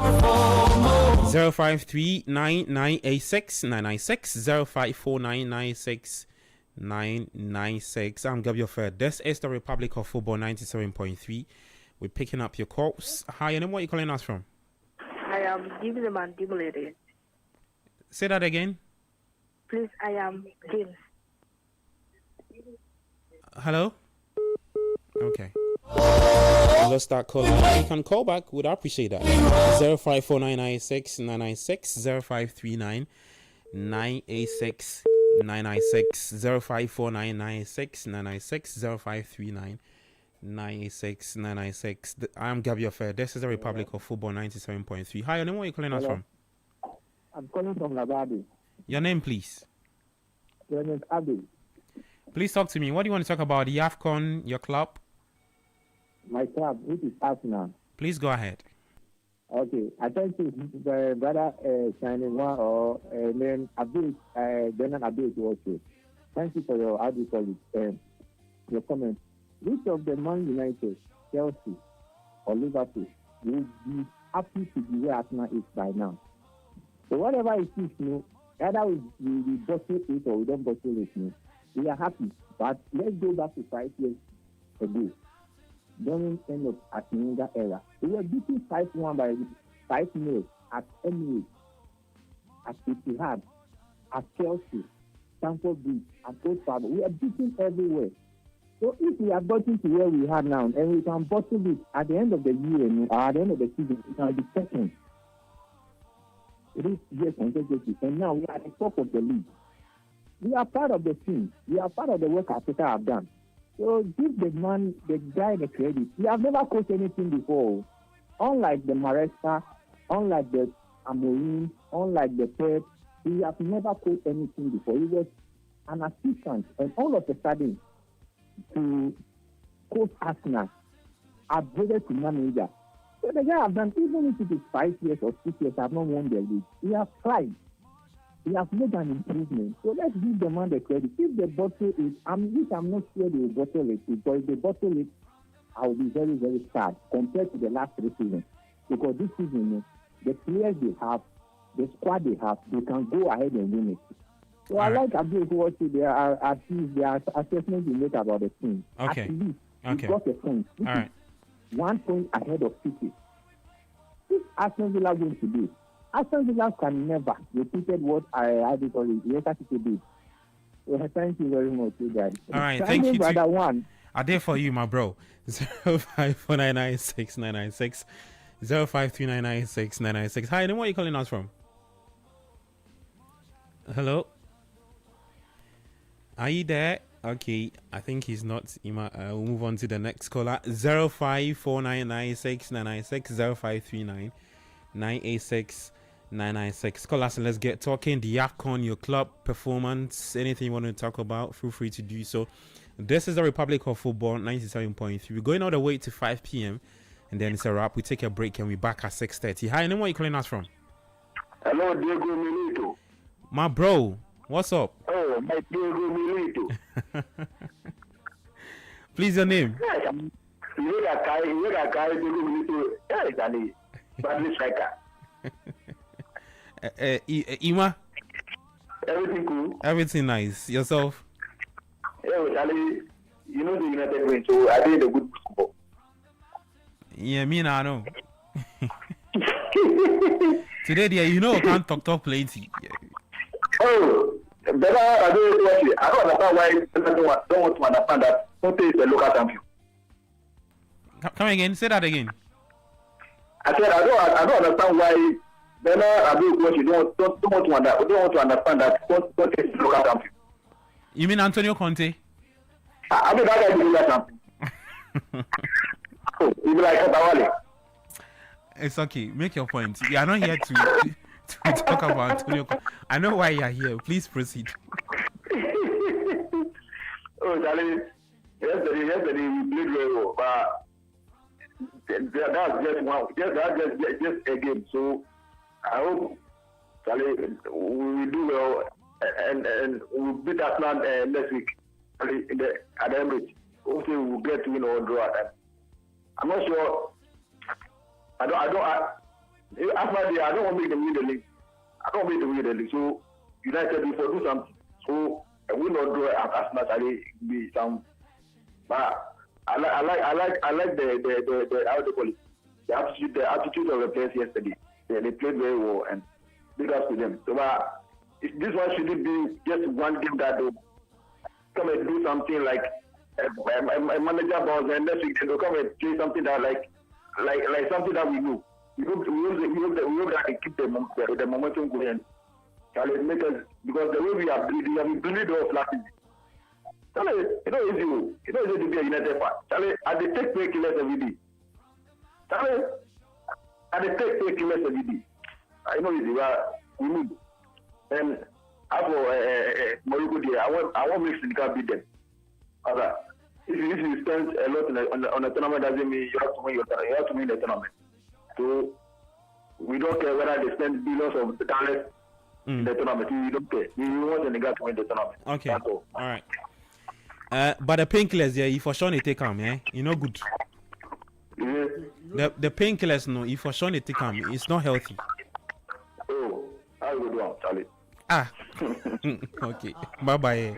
0549 96996 0539 96996. Call us, let's get talking. The Republic of Football 97.3. I'm Gabriel Feinsido with Bernard Big Watch and also Kwabena Marfo. Has he must seen a breast supporter taking painkiller before? Hi, you know where you calling us from? Hello, good evening. I'm calling from Lashe Vivian Farm. I'm Eric. Eric, how you doing? I'm doing good. Great. What do you want to talk about, Eric? I want to talk about the Ghana. Please go ahead. Ima is always doing against. He doesn't want Arsenal to win the league. But it's fine. Shouldn't worry. Now that Amorim is not there, I don't want him to come back and then be lamenting and say United is. Everybody knew that Amorim was a problem. Because the moment they employed him, I said that 3-back system does not work in the Premier League. So another team that has to watch out is the Chelsea manager. Do I think that guy will do well? I think yes. But I like what I'm seeing from him. But let me go back to Arsenal. Mr. Milito, yesterday I was very, very disappointed in my coach for the very first time. Why am I saying that? I don't know how it works. Whether the team selection is being done 24 hours before the game day or a few hours before the game day or what. I don't really know that, but what I know is you have 3.5 hours of knowing that Manchester City have lost valuable points to Manchester United. All that you needed to was to play your big guns. But I don't know why Arteta decided to rotate Trossard and then Saka on that night. Knowing very well that at the City ground, we've been finding it very difficult to beat them the last couple of matches. So why he did that, I don't know. The result, is it a fair result? Fine. Though we got a point, I would have been happy if we have gotten all the 3 points. I would have been happy if we've gotten all the 3 points. So tonight, if Villa is able to win, I think the point comes back to 4.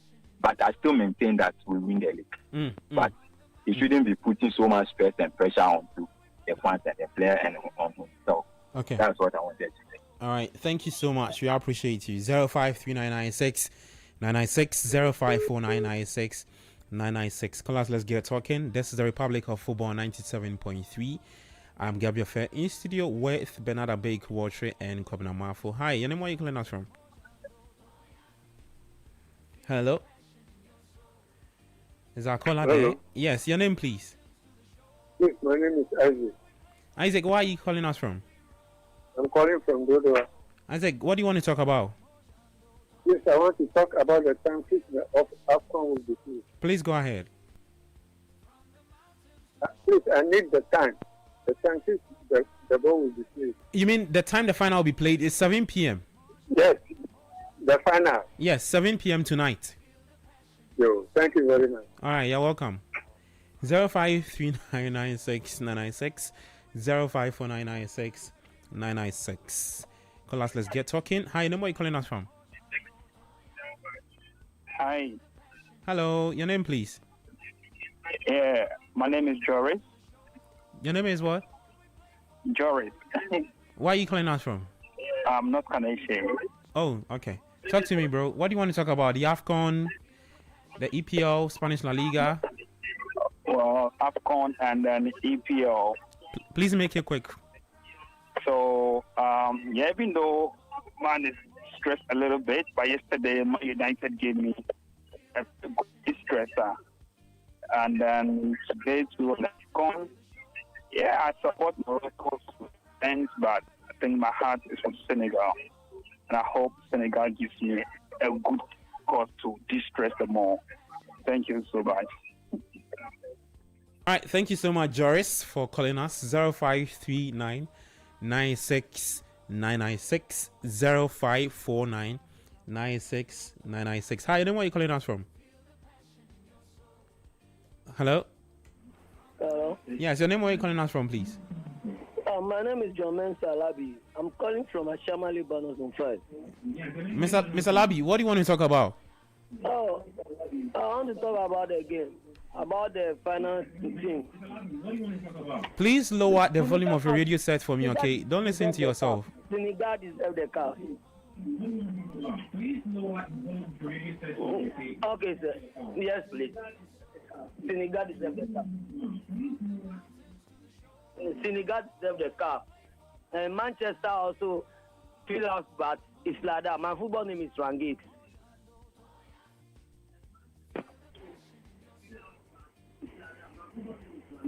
All right, Mensa, are you done? Okay. Oh, Lord Jesus. When you call, just lower the volume of your radio sets, okay? 053996 996 054996 996 053996 996 054996 996. The Republic of Football. Hi, and then where are you calling us from? Hello, my name is Achu. I'm calling from Achu. Achu? I want to talk about my team, Barcelona. Okay, please go ahead. Barcelona is winning by 2-0, and Senegal will win tonight. Thank you so much, Achu, for calling us. 0539 96 996 0549 986 996. 8 minutes to wrap up. We're still taking your calls. The Republic of Football is live on 97.3. I am Gabi Ofe here with Bernard Abeku and Kobna Mafu. Hi, and where are you calling us from? Okay, we lost that caller. 053996 996 0549 986 996 053996 996 0549 96 996. Elsewhere at the Villa Park, 22 minutes. Aston Villa 0, Everton 0. That's the update from the Villa Park in the English Premier League. Let me take you to Spain and update you as well whilst we wait for you to call. Atletico Madrid have taken a lead against Alaves. It's 1-0. Celta Vigo will take on Rayo Vallecano later at 5:30. And then at 8 p.m., there's Real Sociedad taking on FC Barcelona. Hi there. Your name, where are you calling us from? Richard from Santos. Richard, talk to me. Okay.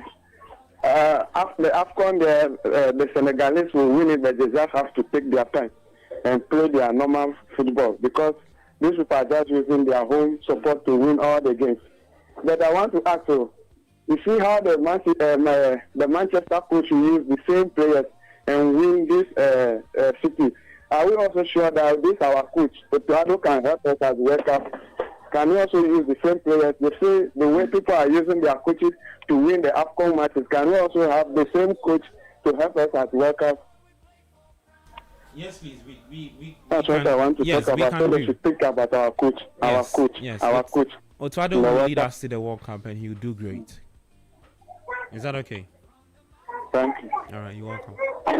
053996 996 054996 996. Oh, Bernard. I think he asked the question and I gave him a positive answer, right? Otuado will do great, right? Bernard, yeah. Right? Sorry for a second. I'm sorry. I had my ear also somewhere. So let me talk to this caller. Hello. Hi, and where are you calling us from? Hello. Yes, talk to me, please. Please, my name is James from Koforidia. James from Koforidia. James, what do you want to talk about? So I want to talk about Chelsea. Please go ahead, James. Please, sir. Please go ahead. Talk to me, James. Please, the coach that Chelsea has got. The coach that Chelsea has got. I really like it. I really like the decision that the Chelsea board has made. Please, thank you. All right, thank you so much, James. So James says he likes Liam Rosinia. He said he loves the decision that the board. Oh, the board have made. So yes, please. Yeah. So and in other sense, he likes He Liam likes, Rosinia. Yeah. Hey, wow. James likes Rose. Hey. Yes. Let's see here. Yes, please. 05996. We'll take our final 2 callers and it's a wrap. Hi, where are you calling us from? Hello. Yes, your name, please. Hello. Yes, I can hear you. Please talk to me, your name, please.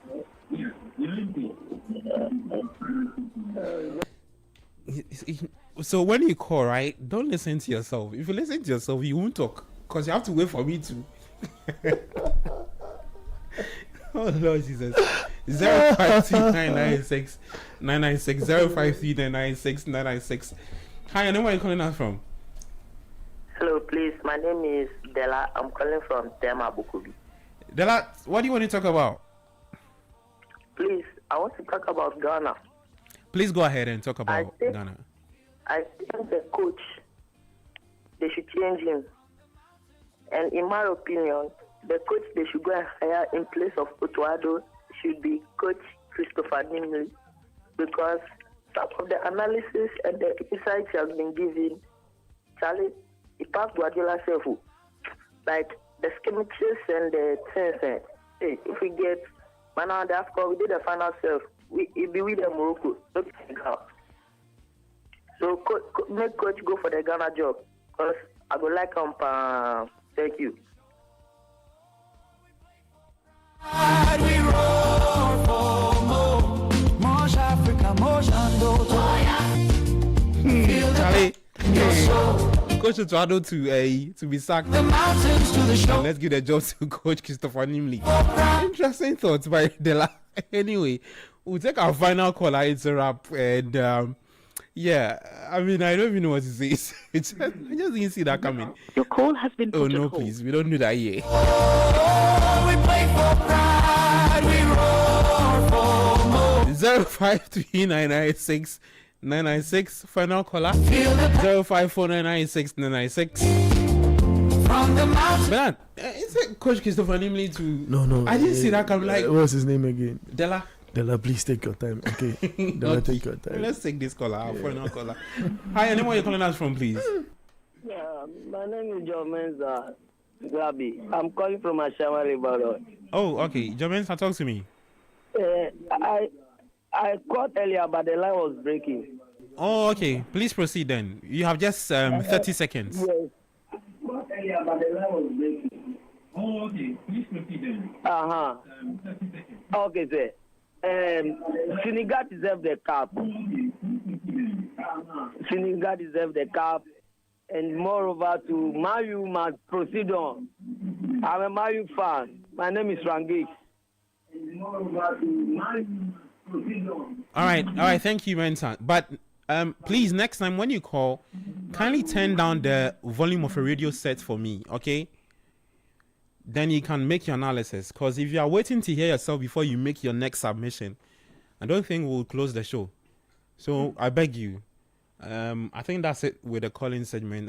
4:59, guys. It's been a very interactive session with our viewers and our listeners, because we are live on YouTube.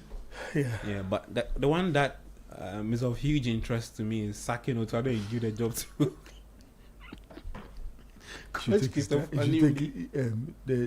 Della should take his time. Charlie, Della has big ambitions. Yeah, Della should take his time. But it's a nice way for Della to wrap up the show. Yes, please. Yeah, Della Jadia, we are Honu. Pon the away, no, and you say, you may you be Charlie, hey, let's go. Charlie, Yapon. We'll come back at 6:30 for the AFCON talk. There's live video commentary on radio for you, 97.3. Then I pound the away, no, yes, I be you. Because Della, I don't understand Della. Della, this one is for you. Mumpong dia muton honum. Ada, maybe yamu bibi. Or see mumpong dia muton honum. Mumpong, no, if they say pong, it means close. Yes. Munjai. Okay. Stop. If you say mumpong, there's like they have gone to school and they are closing. Mumpong, they are muton. Stop that thing. Mumpong dia muton honum. Ana me yamu bibi. Eh? Osi mumpong dia muton honum. Mumpong, no, if they say pong, it means close. Yes. Munjai. Ah, okay. Stop. If you say mumpong, there's like they have gone to school and they are closing. Mumpong. And that Richard Sky notes, we have closed the show, yeah? We're back at 6:30 for the AFCON talk. You join us 97.3. I'm Gabi Ofe. You heard Kobna Mafo and also Bernard Abeku. Yeah, but the final is on. Senegal taking on Morocco. Thank you so much for calling, texting into the show. Our guys on YouTube, Sweet Kwame, Emmanuel Ankama, Martin, Donu Kwabla, Esther, Ben Kobe. Well, we appreciate you guys, right? 97.3 is the dial to listen to. I'm Gabi Ofe. Many thanks for joining us. It's a mini bye-bye for now. Back.